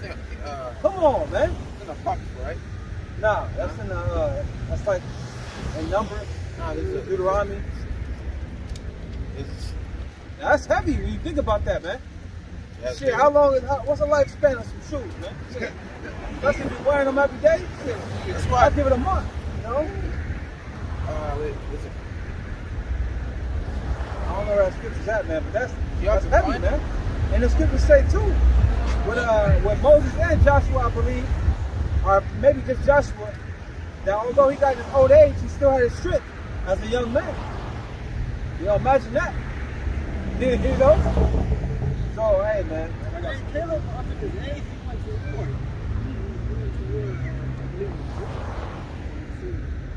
I got some Isaiah 31:1, go unto them that go down to Egypt for help and stay on horses and trust in chariots, because they are many, and the horsemen because they are very strong. But look not to the Holy One of Israel, he will seek the Lord. So yeah, we go back to that time and they stuck, they went after Egypt, man. They wanted to go back to the pleasure of Egypt. And this time, our people are relying on this government. And this is not captivity. That's that Stockholm syndrome, man. That's that faith in the Lord. Yep, sorry, bro. That's that Caesar is our king mentality, man. But no, the Lord's our king, man. That's why Joshua said, choose ye this day whom you will serve, man. You know? Here you go. I'm looking for that scripture. Deuteronomy 29:5. You got it, bro? You got it? Go ahead and read it, bro. Deuteronomy 29:5, man. That's beautiful, bro. It says, That's and I have led you 40 years in the wilderness, Start at 4, bro. yet the Lord Yahweh have not given you a heart to perceive, and eyes to see, and ears to hear unto this day. And I have led you 40 years in the wilderness. Your clothes are not waxing old upon you, and thy shoe is not waxing old upon thy foot. Now look at that, man. Tell me that's not amazing, man. Come on, man. I remember when I was young, I had holes in my shoes, Yeah, man. You know what I'm saying? Go to school with holes in my shoes. Like, god damn. But they walking around in the wilderness. The wilderness is rough. Yep. But your shoes didn't wax older than you, and your clothing didn't wax older than you, man. Come on, man. Jake. Come on, man. We can't ask for more, man. Our Lord has been good to us, man. That's why our Lord in Jeremiah, he's pleading with our people. Isaiah too. Where did I go wrong with you? You know, where did I go wrong with y'all, man? Where did I do wrong? You know? The Lord always had our back. This is what we need, but not what we want. Yeah, man. We get what we want in the kingdom of heaven. We just got to be content with what we have right now. All right, especially in these times, you know, You're gonna lose a lot of things, but whatever you have on you, you may have the scripture. That's all you need. Scripture's right here, man. Like the book of Eli we was talking about earlier. He had it in his mind, man. Yeah. Can you read that again, bro? That's a powerful scripture, bro. It says, "Yet the Lord Yahweh have not given you a heart to perceive, and eyes to see, and ears to hear unto this day." And guess what? Those days are back, and they're blind today. You know? Go ahead. "Unto this day, and I have led you 40 years in the wilderness. Your clothes are not waxing old upon you, and thy shoe is not waxing old upon thy foot." That's amazing, man. That is amazing. 40 years. Come on, man. Now, when did the Lord ever do that for you ugly ass heathens, man? The Lord never had y'all back. Well, but that's recorded in our history, man. You know? Man, that's amazing. But yeah, you want me to keep going? Going back to Numbers 11 and 6. It says, "But now our soul is dried away. There is nothing at all beside this manna before our eyes. And the manna was as coriander seed." So when it dropped from the chariot, it didn't just drop as bread. It came as a seed, right? Go ahead. "And the color thereof as the color of bdellium. And the people went about and gathered it and ground it in mills." So when it dropped from the sky on the ground, it got the seed.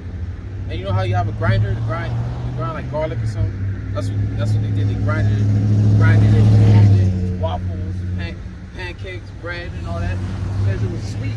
Right. Yeah, it's sweet. Like today, you ever been to Roscoe's and chicken? It's not like You know, Jake, man. yeah, Jake. They have that over here in Culver City. Every time I go, there's a bunch of Jake. You know, Jake, man, they love that waffles and I know chicken. what you're talking about, bro. You're talking about right there by the bread. Yeah, that area. Right there by the bread. Bunch of Jake. You also got one on Sunset. Roscoe, And you got one in Pasadena. Roscoe and chicken. That's when Jake got a bunch of Jake in there because Jake used to eat that in the wilderness. Yeah, that quail. That quail, That manna. got that manna that you can form it into a pancake, a waffle, a bread. You eat it with the chicken. Fire. You know? Back then, Jake, before the quail rain, they were just eating manna, and they were so ungrateful they got tired of just eating the same thing. That's why they kept murmuring. And we were like, man, in Egypt, man, I was eating all this food, and all I'm eating is just bread. Yeah. That's why the scripture says, you know what I mean? You know, you don't live off bread alone. Yeah. But by every word of Yahweh, by Shema Shah. That's right. So it says, "And the people went about and gathered it and ground it in mills, or beat it in a mortar, and baked it in pans and made cakes of it, and the taste of it was as the taste of fresh oil. And when the dew fell upon the camp in the night, the manna fell upon it. Then Moses heard the people weep throughout their families, every man in the door of his tent, and the anger of the Lord was kindled greatly. Moses also was displeased." It's like, damn, these motherfuckers ain't never satisfied, man. Yeah. It's like a goddamn woman. Like a woman, man. Never satisfied. You're still eating. You rather not eat? Yeah, man. Come on, man. I'm still stuck in that deliverance stuff. Yeah. Hey, hold on. Y'all want to talk about this deliverance stuff? Yeah, like, wow, Look that's like Jared, man. That's why in these days to come, you gotta think upon the things that the Lord's done for you now, the signs that He's shown you, the prayers that He answered for you, the ways that He's delivering you now, and even in those days, the miracles that He's shown you, man. And don't forget what the Lord has done for you, man. Right, never forget. Even if it's 2 years ago, bro. Think about these things that the Lord has done for you, man. Help you. Don't forget it, man.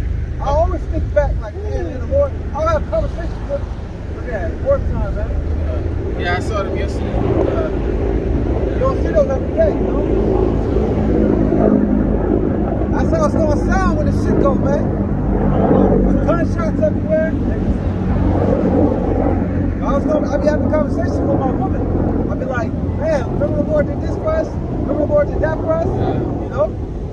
I always tell my woman, trust the Lord's timing, man. Trust His timing. It ain't that He can't deliver us right away. He's testing us, man. We just gotta have patience. Wait for it. Man. You gotta wait for it, man. Jake back then wasn't like that, man. He wanted everything now. But the Lord told him that you have to get through this wilderness, you have to get through this test to make it into the promised land filled with milk and honey, man. There are all sorts of riches waiting for you, man. Alright? And we have to go through this tribulation in order to make it into the kingdom of heaven, which we're going to get all the things we want, all the things we ever desired, plus some. What's that, righteous, Oh, Psalm 16, last verse, 16, 14. It's Psalm 16 and 11. You know what? Let's start at 8. It says, I have set the Lord always before me, because he is at my right hand, I shall not be moved. Therefore my heart is glad, and my glory rejoiceth. My flesh also shall rest in hope. But thou wilt not leave my soul in hell, neither wilt thou suffer that Holy One to see corruption. Now this is dealing with Yahweh Shai. Yahweh Shai's body didn't decompose. You know? That's what it's talking about. You know? It says, thou wilt show me the path of life. In thy presence is fullness of joy. At thy right hand there are pleasures forevermore. Evermore. Alright, just think about it. Most size determined. And he's forever. Okay? His creation is forever. Because you can't put a limit to his creation. Is look. Isaiah 60, the last one, says, little one should become a nation. That's just the regular Israelites going to become. You can have children that's likened onto a nation. Alright? How much more us? We can't all live on earth. Alright? Yeah. We're going to have to move in other galaxies. Alright? Jake is really, it ain't going to be the devil killing us every damn, killing us, weaponizing every goddamn thing. Abortions and all that. Jake is going to be fruitful, man. So we're going to need more space, man. So we're going to have brothers living on different galaxies, different time zones, man. Living on this planet that Yahweh Shai has given. Alright? I don't know, that little rapper, Lucifer, he's trying to purchase, I forgot the planet, he's trying to purchase the planet. Yeah, right. He's in the talks of purchasing it from who? Yeah, Esau don't own that shit. Yeah, purchase it from who, man? Nobody. Get the fuck out of here, man. I bet you that nigga don't even own a house. Talking about purchasing the planet. Ain't that the same person nigga that so-called? Which planets are for us? Go ahead. It says, Sirach 16 and 21. It says, it is a tempest which no man can see, for the most part of his works are in. So every day it's going to be a new adventure in the kingdom, man. Hey, we seen just a spark. Just a little bit. A little something. Man, See, all we know is captivity, man. Yeah, we got to go out to certain areas, California, wherever state you live. A lot of parks where our brothers like to go to. Man. We visit.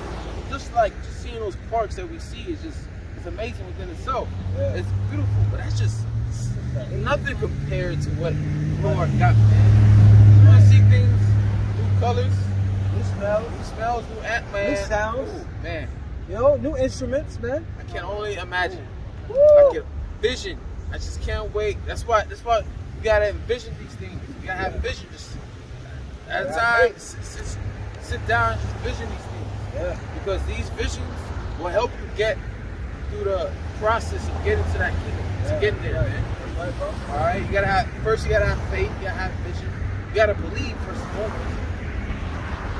That's right. What's that? Second Ezra 7, grab that real quick, bro.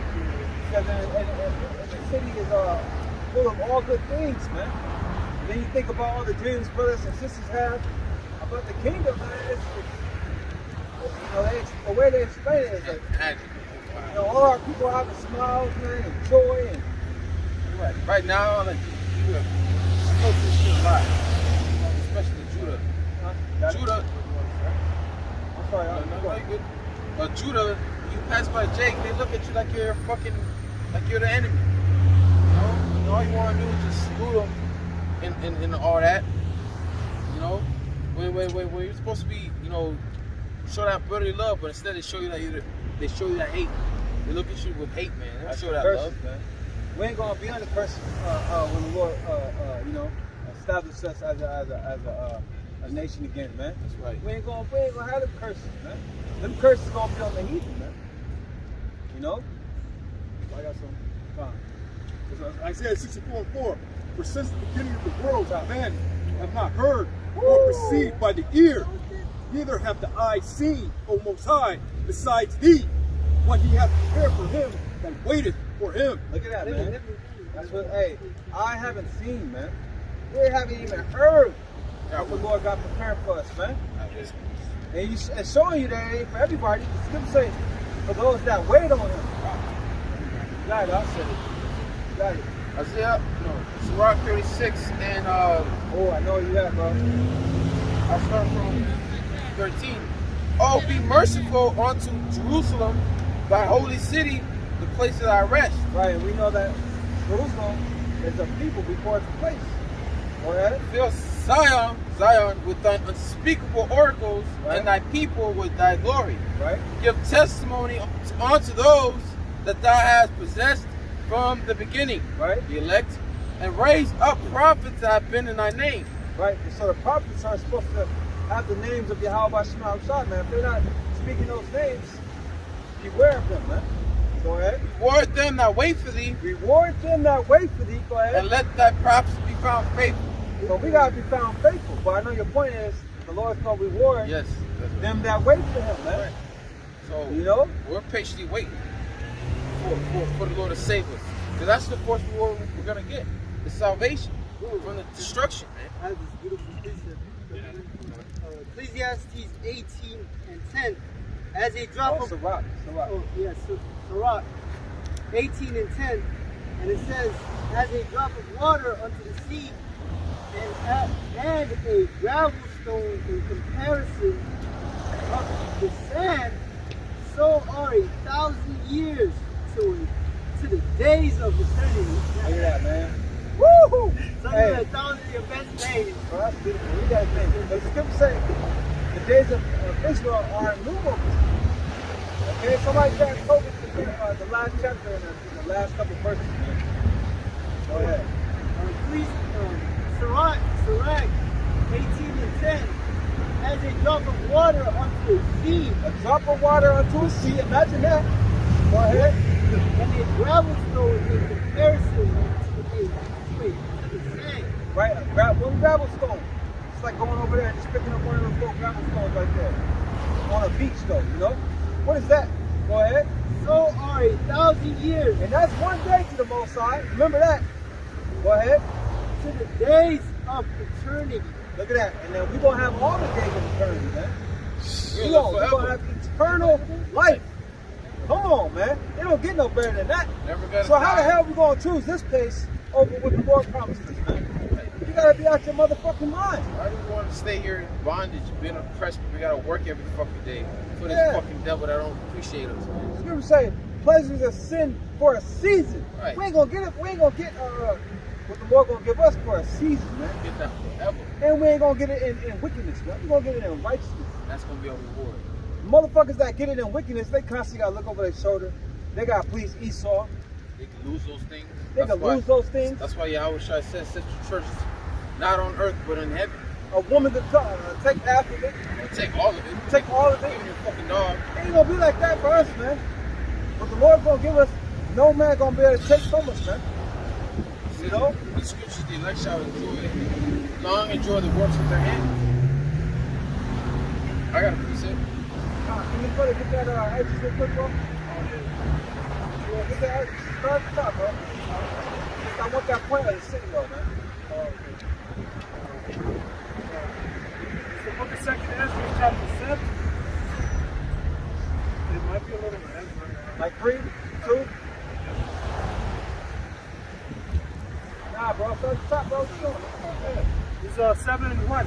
It says, and when I had made an end of speaking these words, there was sent unto me the angel which had been sent unto me. Which I believe is Uriel, which is a war of Allah, I believe. A war. It's light of the Most High. Go ahead.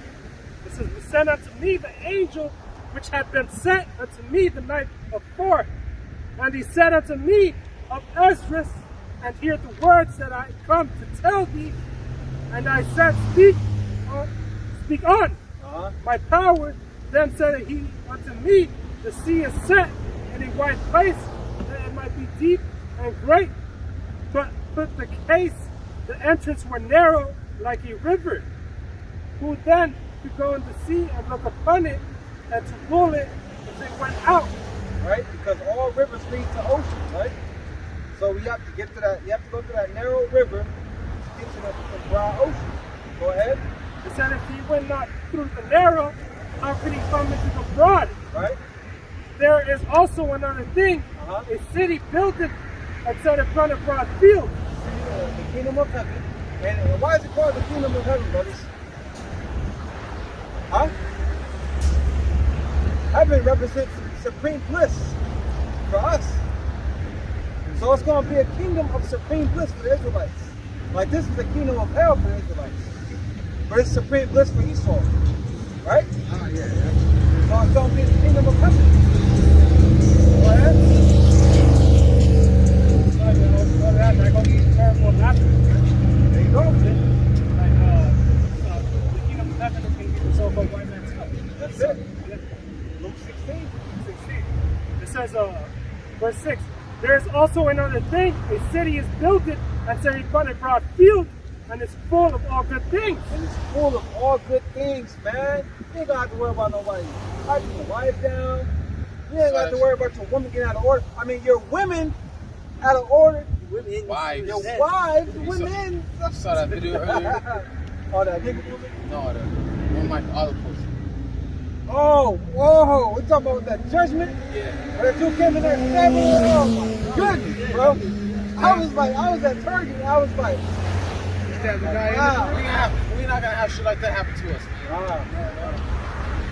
As Skip said, all our people gonna be righteous, man. Imagine that, man.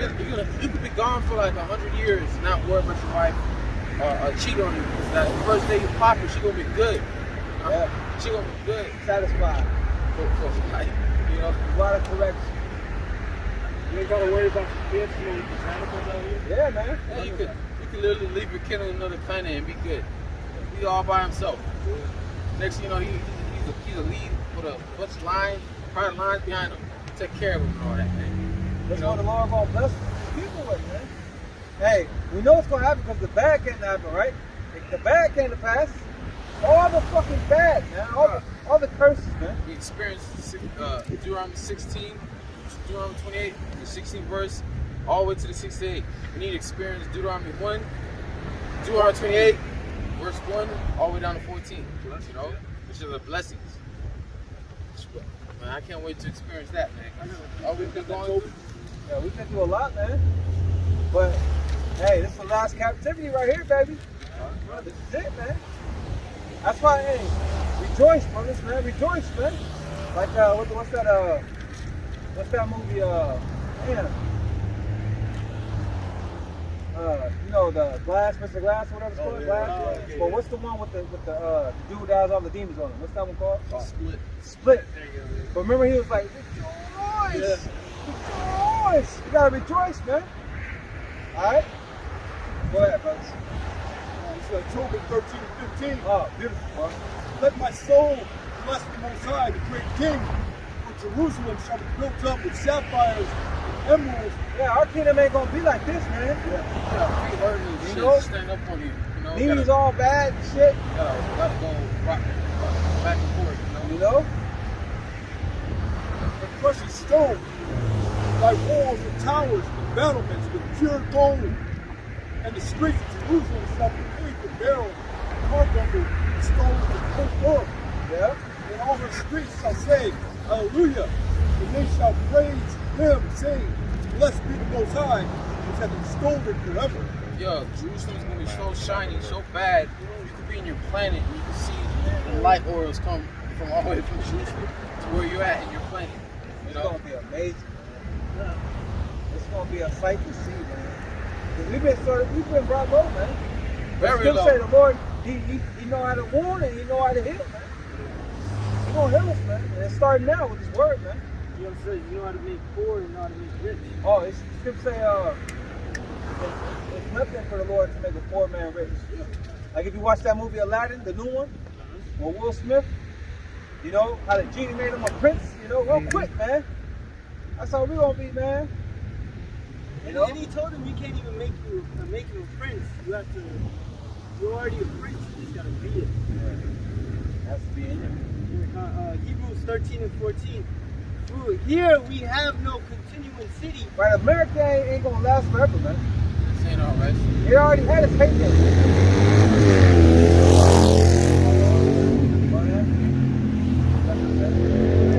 We ain't have shit like that happen. You fucking loud ass, fucking car. You don't have chairs. Hey, we like to speak this fucking ass language, man. Oh, yeah. We in these big ass bodies. There ain't gonna be no more division between the tribes, man. You can't even get no Northern Kingdom box in this place, man. Like, you right one? Oh, good. Hey, the nigga won't go get hair back, you know? Yeah. She ain't gonna be all loud and weird, man. She gonna be fucking beautiful. This is you like woman that, you like woman that like in common, but you know. Now, all the tribes, all the women are beautiful. They bad as hell. The best woman on the earth, man.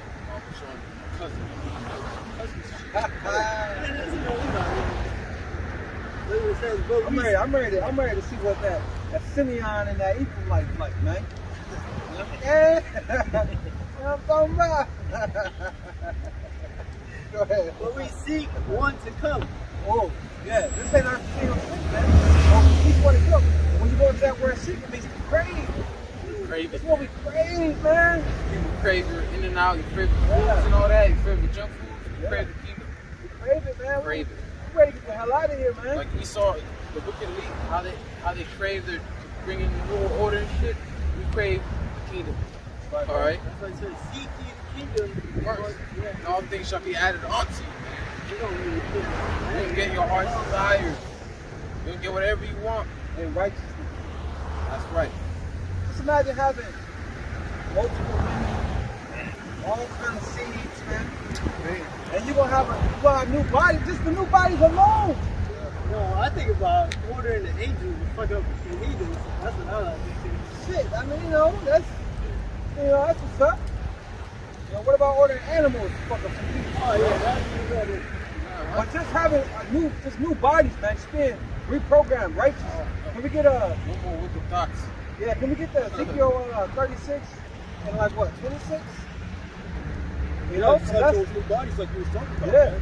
Right now we're in this changed darkness. Got brothers that are sick, brothers got all these ailments and shit. man. You know, it's just having that new body to just like this perfect all the time. Yeah, man. That's the good news right there. You constantly at war with yourself, you know? Every day. It's the book of John 24 out. Ezekiel 36 and 24.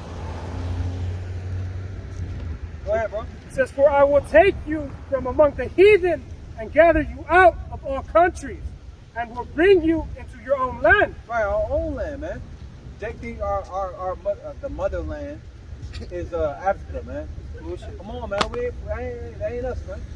The best land on the earth is the land of Israel, man. Go ahead. Verse 25. "Then will I sprinkle clean water upon you, and ye shall be clean. From all your filthiness and from all your idols will I cleanse you." And we're being cleansed through the word, man. You know, what's that, Ephesians 5:26. my son, Psalm 119 and 9, what's that? What's our young man? Take me away. I'll take me to that word, dude. Go ahead. It says, "Water upon you, and ye shall be clean from all filthiness and from all your idols, and I will cleanse you. A new heart also will I give you, and a new spirit will I put within you." Right, new heart, man. You know, and a new spirit the Lord will give us, man. Go ahead. "And I will take away the stony heart of your flesh." Right. You know, we ain't gonna have to, the flesh and the spirit ain't gonna be fighting no more, man. We're gonna be reprogrammed. Because right now, we gotta go off. You know, the scripture saying the creature was subject to vanity. But in the kingdom, it's just gonna be our righteous reflexes is gonna be righteous, man. I mean, our reflex, our every move is gonna be righteous. No more wicked thoughts. You know, no evil thoughts towards the brothers, nothing like that, man. Women ain't gonna have evil thoughts towards you. None of that, man. Satan ain't gonna be able to fuck with you no more, man. You know? Go ahead. This is out of your flesh, and I will give you a heart, a heart of flesh. That heart of flesh, man. That pure righteousness, man. Go ahead. 27. And I will put my spirit within you, and cause you to walk in my statutes, and you shall keep my judgments and do them. Look at that, man. So that means the Lord's gonna be pleased with us forevermore, man. You know, no need for wrath anymore, man. We ain't gonna go off. We ain't gonna sin. You know, Revelation, what's that? 21. You know, it's gonna be a thing of the past. No more sorrow, no more death, no more crying, man. You know, it's gonna be all love, man. Get Isaiah 14. Where scripture speak of the Lord giving us rest. That's what we want, man. You know? Isaiah 14 and verse 1. For the Lord will have mercy on Jacob and will yet use Israel. Right? That's what the Lord gonna have mercy upon. These people, man. We're starting with the elected people, man. You know? The only ones that want to get right with the Lord, the only ones that fear the Lord, man. And the rest of our people that die on this side, they're going to come back. They're going to be good. They're going to be perfect. They're going to be happy, man. You know? That's why, forget about Jake now, man. You see him on the other side. All the best friends you left behind, your siblings you left behind. You know, you get them back. Hey, did not Yahweh say that? Can you hold that, bro? Matthew 19:27. What should we get? For we forsaking everything, what should we get? You know? Go ahead, bro. And it says, will yet choose Israel and set them in their own land. Right. And the strangers shall be joined with them. Right, we ain't supposed to go to the land now, man. Now you got some things. They think they supposed to go, oh, we Israelites, let's go to our land. No, the devil's over there, man. Wait till the Lord takes us, man. Go ahead. Well, that strangers also dealing with the Israelite foreigners. Right. And going to the word, it means attack. Right.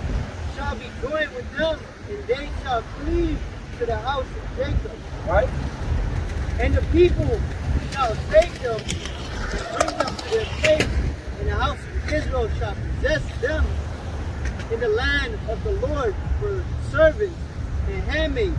Right. They shall take them captives, whose captives they were. Well, who's captives are we, man? We're captives to the nation of Edom. You know? The Lord said we're gonna take them captives, man. That's how you make things right, man. They gotta experience what we get through, man. You know, that's how you what they say, too negative make it positive. You know, laws that do say eye for an eye, tooth for a tooth. Yeah, man. Burning for burning, you know. Go ahead. And they shall rule over their oppressors. All right, we're gonna rule over these fucking devils, man. You know, Scripture say right now, servants have ruled over us. Okay, but the Lord gonna give us the rule over them. And that's gonna be fun, oh man. Servants upon horses. Yeah. That's gonna be fun. Go ahead, bro. So Baruch 4:25. My children, suffer patiently the wrath that has come upon you from the Most High. Right, this is the wrath of the Lord, man. Being subject to payments, women talking shit. You gotta go to work, man. You know? Edomites think they over you and shit. This is punishment, man. Go ahead. But the Lord said, suffer patiently, man. That's the mindset that we're in. Now we understand what's going on. And it also says, he that leaveth into captivity They'll go into captivity. he that comes to the Lord must be put to the Lord. Here's the Faith, the faith of the saints. Go ahead. My children, suffer patiently the wrath that has come upon you from the Most High, for thy enemy have persecuted you. Right? But shortly thou shalt see his destruction, and shalt tread upon his neck. Woo! Just like you mentioned Joshua 10. You know, with a motherfucking heathen, the 5 kings, Sodom and the cities around, the kings, they went to that cave. Joshua got their ass out of that cave, and he said, put your foot on their necks, man. Yeah. You know? The Lord, we're gonna track these goddamn devils and these other heathens, man. We're gonna get ours, man. But we gotta wait on the Lord, man. Go Go ahead. Was that it? No, the Lord said it's a righteous thing to repent of tribulation. Then the trouble. It's a righteous thing to tread upon their necks, so you get that revenge. My delicate ones have gone rough ways. And Esau don't want that, man. He's scared of this. You know? I'll be scared too, man. Go ahead. My delicate ones have gone rough ways that were taken away as flock caught of the enemies. Be of good comfort for my children and cry unto the Most High. Right, we're crying to the Lord. That's out here on the highways and byways. The form of us crying to Yahweh Most High, man. Okay? Go ahead. For ye shall be remembered of him that brought these things upon you. Hey, that lines up with John 14, where the Lord said, you know, if he wants to go prepare a place, he gonna come and get us, man. He ain't forgot about us, man. You know what he said, when I come, shall I find faith on the earth? You know? So we have to keep that faith, man. What, cut it out? For as it was your mind to go astray from the Most High, so being returned, seeking 10 times more. Right, now we giving that diligence, man. You know, now we trying to offend less. You know, so we can stay in good graces with our power, man, so we can be saved, man. That's the end goal. Being saved, man. All right, what was that? Okay, now finish that, then we jump to that. And it shall come to pass in the day of the Lord. Let's go back to Isaiah 14. Isaiah 14 and verse 3. And it shall come to pass in the day that the Lord shall give thee rest from thy sorrow. Look at that, man. From thy fears and from the hard bondage wherein thou was made to serve. The Lord gonna give us rest, man. Read that again, bro. Isaiah 13 and 3. And it came to pass in the day that the Lord shall give thee rest from thy sorrow. We're gonna get rest, man. We're gonna have peace, man. You know? Go ahead. Sorrow is pain, man. Yeah. That's all Israel knows. You look at Jake in the eye, like, damn. You can see the pain in their eyes, man. Yeah. And from thy fear and from the hard bondage wherein thou was made to serve. Yeah, man. The Lord gonna make it right. You know? He gonna make it right, man. Got it up? Yeah. You got it, bro. It's right here in the, this is Matthew chapter 19, verse 27. Go ahead, bro. It says, Then answered Peter and said unto him, Behold, we have forsaken all and followed thee. Hey, that's what the Lord requires. He requires you to forsake all. You know? The Lord comes first. All right? Go ahead. It says, Forsaken all and followed thee. What shall we have therefore? Right, that's a natural question. Lord, we forsook all, you know? What are we going to give, you know? Go ahead. And Yahushua said unto them, Verily I say unto you, that ye which have followed me in the regeneration, when the Son of Man shall sit in the throne of his glory, ye also shall sit upon the 12 thrones, judging the 12 tribes of Israel. Right, being a joint heir with Yahushua, man. Yeah. Being a joint heir, man. Go ahead. And it's talking about this reincarnation too. Yep. Yahushua is coming back. This reincarnation, this is the last one. Yep. And that shows the word in this thing, man, goes to King David, to the 11 other apostles. Right, disciples, yep. It says, verse 29, And everyone that has forsaken houses, Man, forsaken houses, man. forsaken houses, or brethren, or sisters, or fathers, man. or mothers, Yep. or wives, or children. Yeah, you might lose your woman in this thing, man. I remember when I came into the truth, the woman that I was dealing with at the time, you know, it didn't work out, man. But hey, guess what? The Lord blessed me with a better woman. A way better woman. Yeah, you know? So you won't lose women in this thing. You won't lose houses in this thing. You won't lose jobs in this thing. You're going to make those sacrifices, man. Go ahead. It says, or children, or Yeah, you might not even be able to see your children now, man. You know? You might be so dedicated to the word that you don't forget about it, man. Of course you love your children, but I'm pretty sure in some cases out there with brothers, you ain't able to see your children, You know, that woman is being a damn demon. All of that, man. Okay? It's not going going unseen, man. Go ahead. For lands for my name's sake shall receive it 100-fold. Right, the Lord gonna give us, He gonna return it back in 100-fold, man. 100-fold, man. Come on, man. Go ahead. And shall inherit everlasting life. Right out, what is it called? Eternity, man. You're gonna have everlasting life, man. Hey, get that. That's Psalm 126, bro. We got a whole chapter. You got it out? So Matthew 16:24. Then Yahushua said unto his disciples, if any man would come after me, let him deny himself and take up his cross and follow me. What does it mean to deny yourself? It means to lose sight of your own interests. Now we serving Yahweh Shai, man. Now we know our purpose on the earth. You know? Paul said it best, present your body as a Living sacrifice, man. There you go, bro. Go ahead, out. For whosoever will save his life shall lose it. Right, we ain't trying to save our lives, man, like these dumbasses out here. You're gonna lose your life, man. Go ahead. And whosoever will lose his life for my sake shall find it. There you go, man. And we gave up our lives for the Lord's sake, man. Alright? Because guess what? He gave up his life for us, man. We're in debt. So we're in debt, man. We owe the Lord our lives, man. That's the least we can do. Yeah. That's the least we can do, man. It's a reasonable service. Yeah, man. If you think about it too, because even when Yahushua was a baby, like he was reading, Yeah. he was given gold. Yeah. His family had money. His father was a carpenter.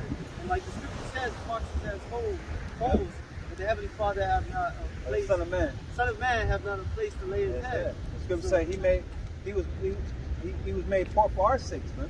You know what scripture I call for? Oh yeah, Psalm 126. Yeah. It's the book of Psalms, chapter 126. I think it's Psalm 126, man. Is it on point or what? Yeah. Okay.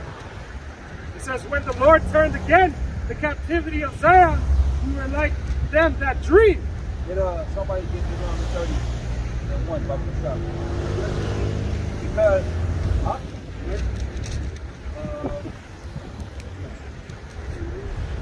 go ahead, It says, when the Lord turned again 30. the captivity of Zion, we were like them that dream. Right, when the Lord take us out of captivity, it's going to be like a you know, like we're living a fucking nightmare, man. Like waking up from a dream, you know, like, oh, shit. You know, go ahead. It says, then was our mouth filled with laughter, and our tongue was singing. You're going to be laughing, man. And you know, Jake like to sing, boy. Let you be in a good mood. Start singing and shit. Yeah, especially if you can sing. You can sing. You're really going to be singing, man. You know, so how much more will we in our supreme bliss? Go ahead, bro. And our tongue was singing. Then said they among the heathen, the Lord hath done great things for them. Right, they're going to witness all the beautiful things the Lord going to do for us, man. Yeah, just like they knew about the deliverance in Exodus. Yeah. They're going to know about our deliverance now. Yeah, It's they're going to going be to well see put. it. Yeah. The scripture say our gates are going to be continually open, man. Yeah. They're going to be constantly bringing us all type of things, man. The best of the best, yeah. The best of the best. It didn't say the face of the Most High shall Sing it, man. Go ahead. Deuteronomy 30. No. Psalm 126.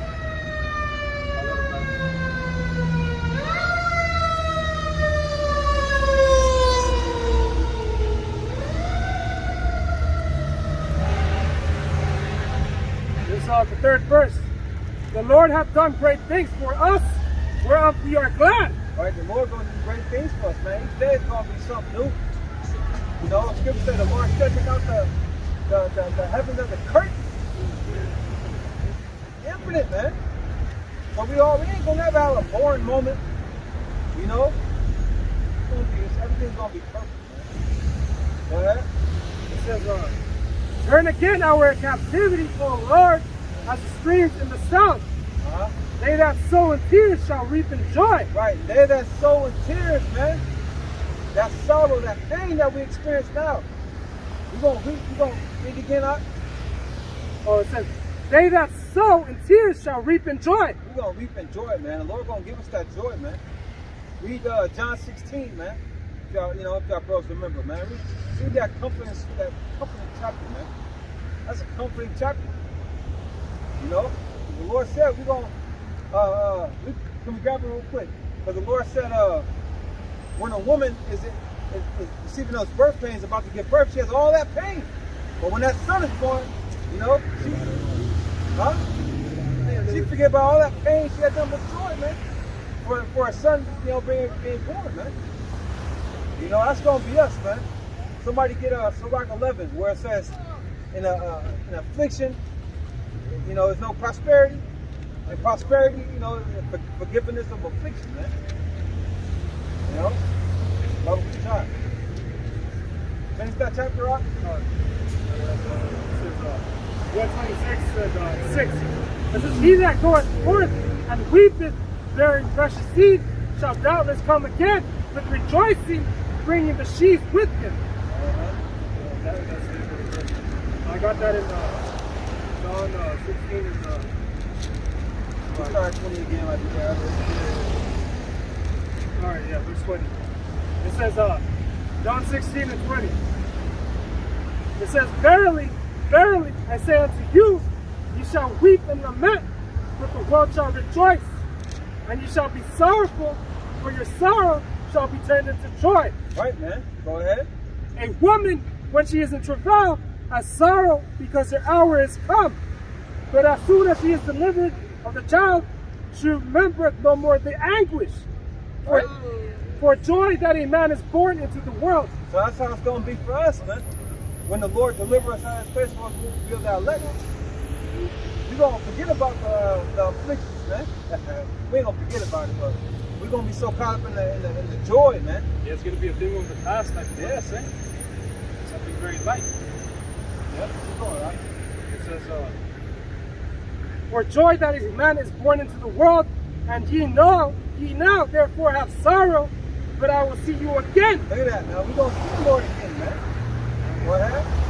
It says, but I will see you again, and your heart shall rejoice, and your joy no man take it from you. Woo! No man going to be able to take that joy from us, man. You know? Then we're going to have that rest and that peace, and we're going to be able to live it up, man. Limitlessly live it up. You know? I don't know if y'all got that. I got Sirach 11 and 25. It says, in the day, Sirach chapter 11, verse 25. In the day of prosperity. Read on 25. Then chapter 25. Sirach 11 and 21. It says, marvel not at the works of sinners, but trust in the Lord, and abide in our labor, for it is an easy thing in the sight of the Lord on the sudden to make a poor man rich. Look at that, man. On a sudden, the Lord going to take us from poor to rich, man. Right. It ain't got nothing to do with no Federal Reserve notes either, man. We're going to have true riches, man. True power. Go ahead. Jump down to the point. Verse 25, it says, in the day of prosperity, there is a forgetfulness of affliction. Look at that. I don't know. Read it again, I'm sorry. In the day of prosperity, there is a forgetfulness of affliction. Right, in the day of our prosperity, when the Lord returns, we're going to forget about all this affliction that we're catching now, man. Go ahead.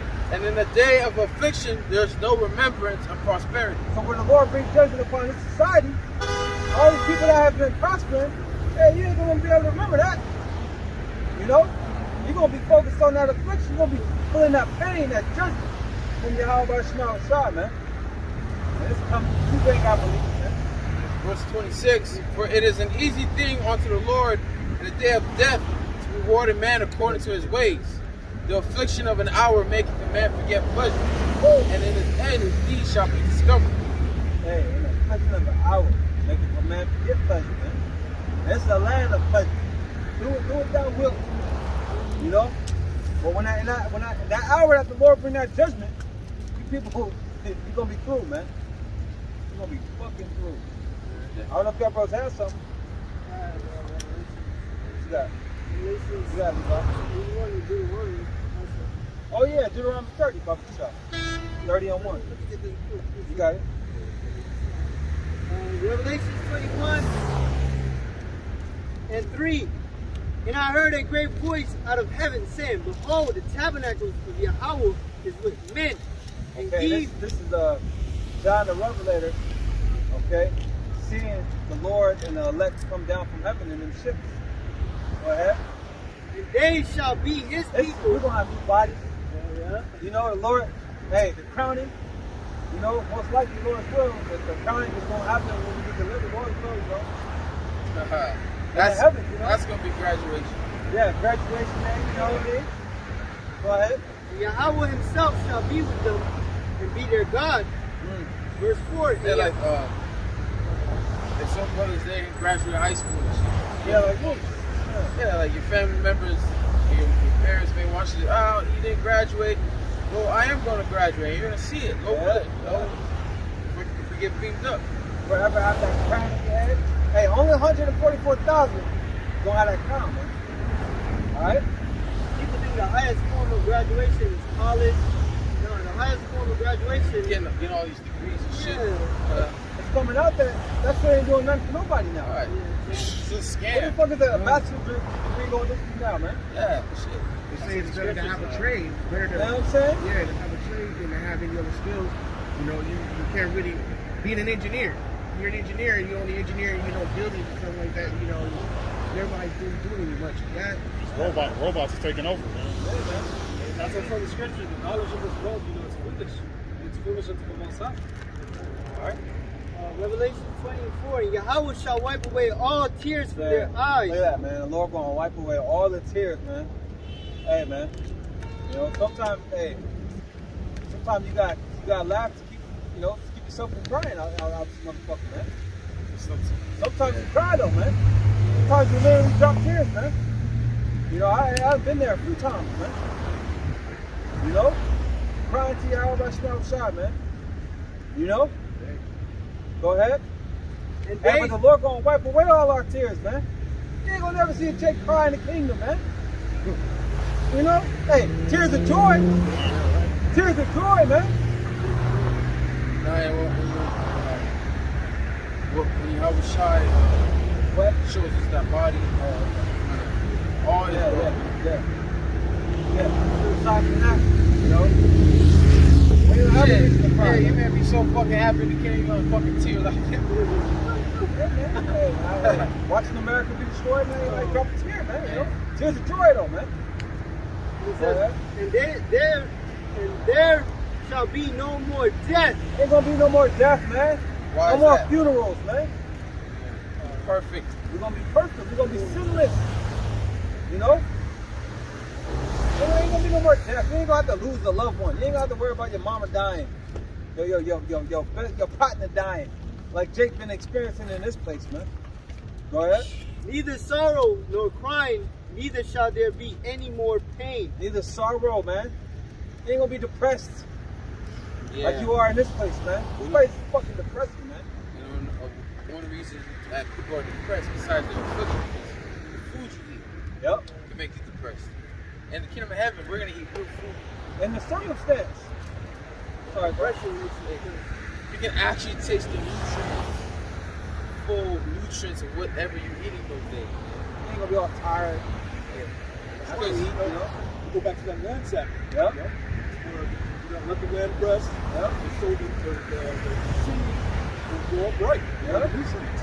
Yeah, Because actual foods that are being planted will actually get the nutrients throughout its reservoir.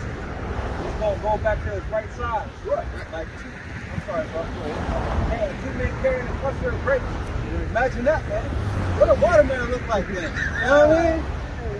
That's another reason why you have it's another reason why you have a lot of cancer. You have a lot of diseases because the like I said, like what the Lord curse came with, how the earth is not going to give us full strength.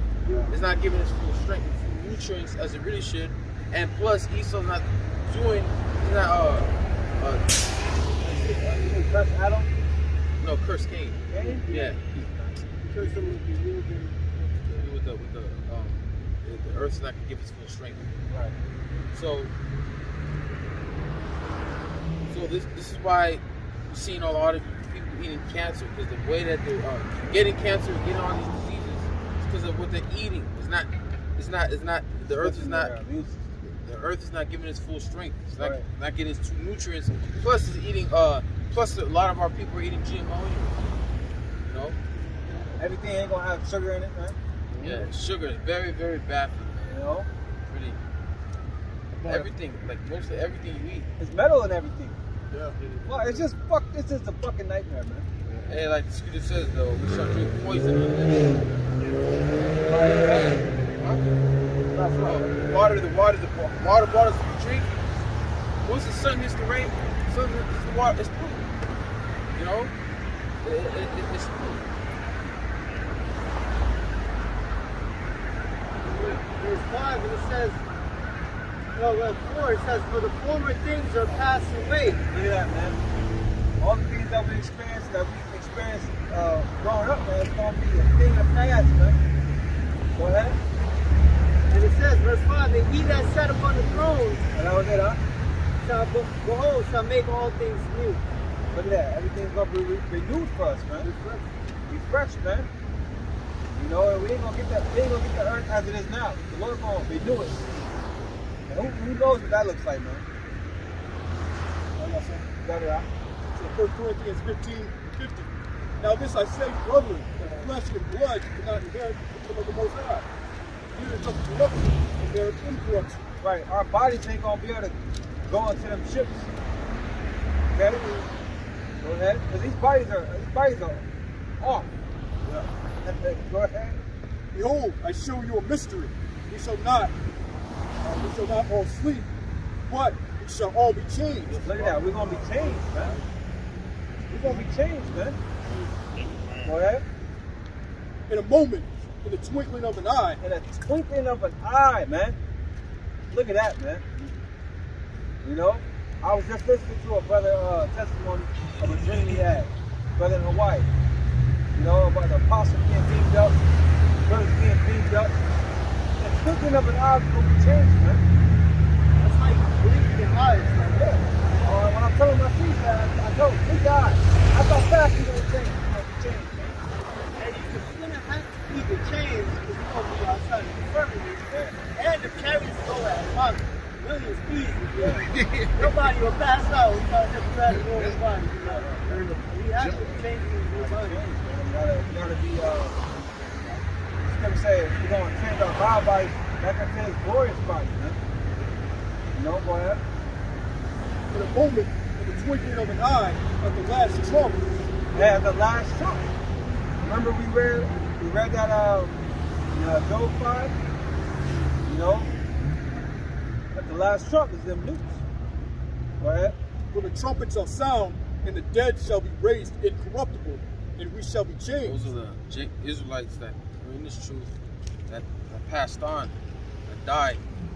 So they're going to be raised, and then they're going to be delivered, and their bodies are going to be changed. Daddy, how it shots for raised, rise first?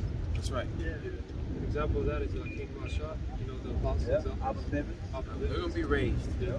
And they're going to, be raised and be delivered, and their bodies are going to be changed.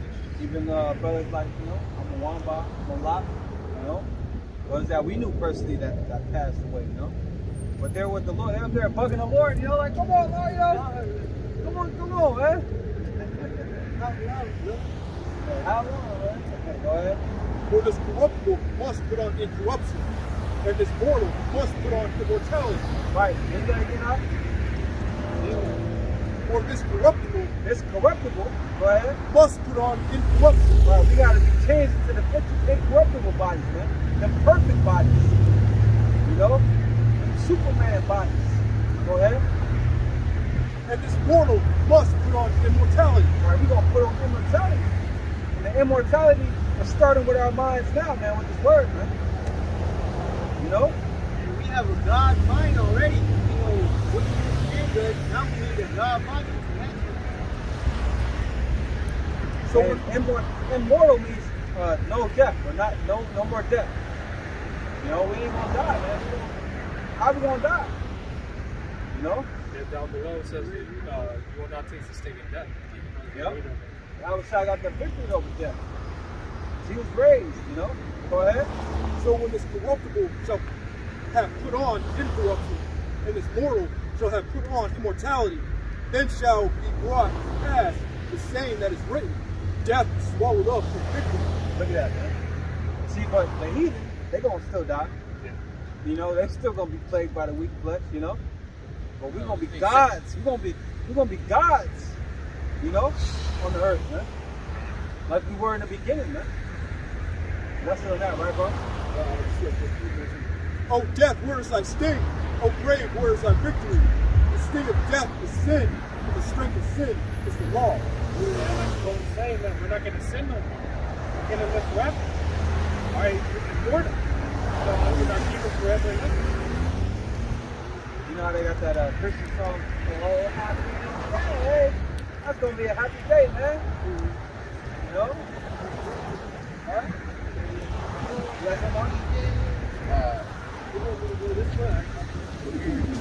Oh, 2 Corinthians 5:1. But we know that if our earthly house of this tabernacle were dissolved, we have a building of Yahweh in house not made with hands, eternal in the heavens. Wait, let me get that real quick. I gotta get the new OT for this.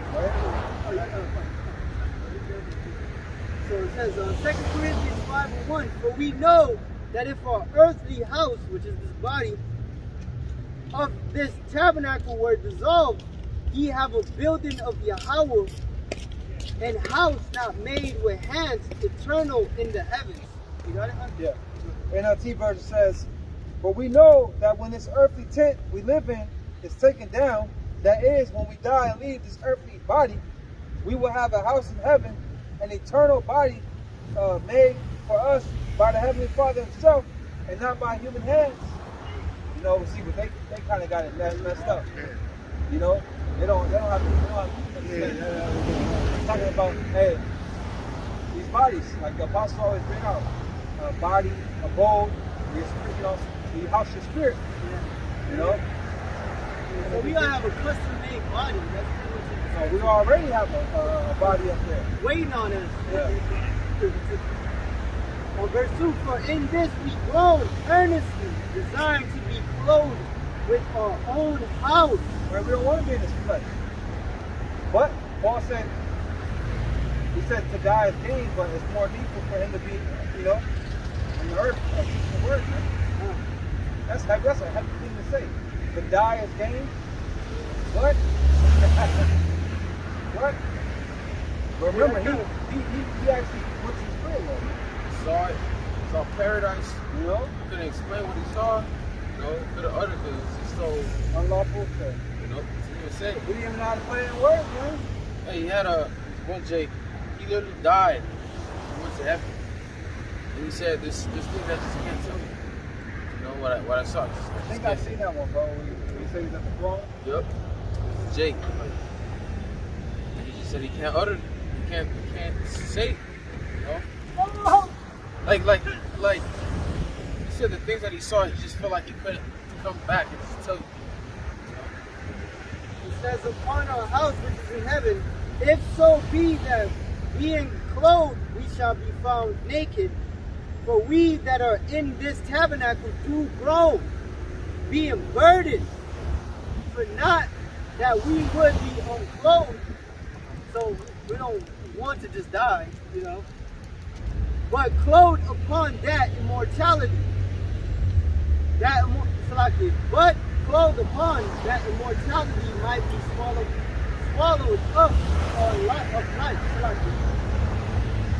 So it says, now that he has wrought us for the self-same thing is Yahweh, who also had given us unto us the earnest of the Spirit. So pretty much we're waiting for those immortal bodies. Can we get a The Spirit is groaning for it. Philippians 3:20?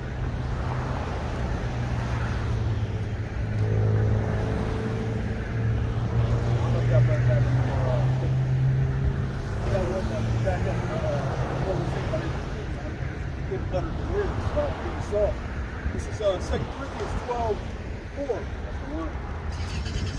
Well, I'll start at 3. And I knew such a man, whether in the body or He out said of the the top body. out, shot. 2 Corinthians 12:1. It's not expedient for me to doubtless glory. I will come to visions and revelations of the Lord. This is Paul, man. Okay, go ahead. I knew a man in Yahushua about 14 years ago. Whether in the body, I cannot tell. Y'all bros know what he's talking about? He knew a man 14 years ago? Paul, Huh? Talking about Yahweh, right? Nope. What he said, bro? can you repeat that again? I'm trying to find. I knew a man in Yahushua about 14 years ago. Whether in the body, I cannot tell, or whether out of the body, I cannot tell. The Most High know it. He's talking about himself. Okay, because 14 years prior to that, he was stoned. Stoned to death. You know, but the Lord put his spirit back in his body. Paul was? Yeah, Paul. If you read the book of Acts, you know, around the 13, 14 chapter, he got stoned to death, you know? And he's explaining what he experienced. Go ahead, bro. I knew a man in Yahushua about 14 years ago. Whether in the body, I cannot tell, or whether out of the body, I cannot tell. The Most High know it. Such as one caught up to the third heaven. The third heaven, the spirit world. You know? Go ahead. And I knew such a man, whether in the body or out of the body, I cannot tell. The Most High knoweth how he was caught up into paradise and heard unspeakable words. Look at that. Caught up into paradise. Look at when the house out on the cross. And the one to the right of him said, remember me? He said, today you'll be with me in paradise. Go ahead, up. How that he was caught up into paradise and heard unspeakable words, which it is not lawful for the man to utter. Unspeakable words, man. He didn't know how to put it, you know, how do you word that? What he witnessed, you know? But that's, you know, that's what he experienced. You know, and that's powerful, man. You know? That links up with what the guy was talking about in his Yep. vision. He couldn't put it to words that he was seeing in the Yep. spirit. Start, type in paradise.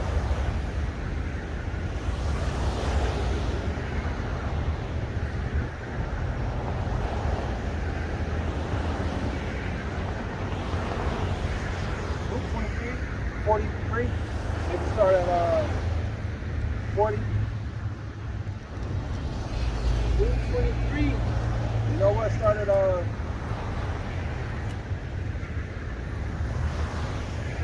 38. Luke 23:38, and a superscription also was written over him in letters of Greek and Latin and Hebrew. This is the King of the Jews. You guys know why it was written in Greek, Latin, and Hebrew? To translate, right? Huh? It was to translate in that time to Right, for who? For our people, man. Because they were, Hellenized. yeah, they, you know, they lived in these different regions. You know, they spoke Latin and Greek. You know, go ahead. This the King of the Jews. Showing you that them Israelite foreigners, you know, them Gentiles that the scriptures speaking of in the New Testament are Israelites, man. You know, like Cornelius. You know, go ahead. And one of the malefactors which were hanged railed on him, saying, if thou be Mashiach, save thyself Right. and us. One of the wicked men that were to the, you know, to the left of him, you know, a wicked ass Jake said, if thou be a Mashiach, save thyself, man. Go ahead. Verse 40, rebuked him, So he saying, rebuked him, man. He rebuked him, man. that's funny. Hell yeah. Go ahead. Dost not thou fear Yahweh? Look at that. Seeing thou art in the same condemnation. Like, fool, man. Go ahead. And we indeed justly, Right. They're up there, you know, for, you know, going off. they actually did a crime. Right. Go ahead. For we received the due reward for our deeds. But this man had done nothing amiss. Right, man. Nothing wrong. See, he believed, man. He said, first thing he said, does not thou fear the Most High, man? Go ahead. Verse 42, and he Showing said, you that if you have the elect, you have the elect, man. If you chosen, you chosen, man. Go ahead. Because the Lord could have put the Spirit on both of them and say that they To be scoffing, yeah. on one, two of them to be. And he said unto Yahushua, Lord, remember me when thou comest into thy kingdom. So basically, have mercy. You know, basically. Go ahead. 43, and Yahushua said unto him, Verily, I say unto thee, today shalt thou be with me in paradise. Look at that, man. Spirit realm. And also that shows that a lot of the elect will come in at the last minute. Very last minute. You have to elect, you're up to elect, man. That mercy is going to be shown unto you, man, regardless. You know, so I don't know if y'all both have any last pictures. Come on, bro. You got it out. Lord willing, brothers edified. Lord willing, we out here next week. We want to give all praises, honor, and glory to Yahweh, Bahashim, Yahushai, Bahashim, Rakadash, Rakatah Yahweh, Rakatah Yahweh, Rakatah Yahushai. Double honors to the apostles and elders and peace and blessings goes to the hopeful elect. Brothers out in the highways. Shalom. Shalom. Shalom.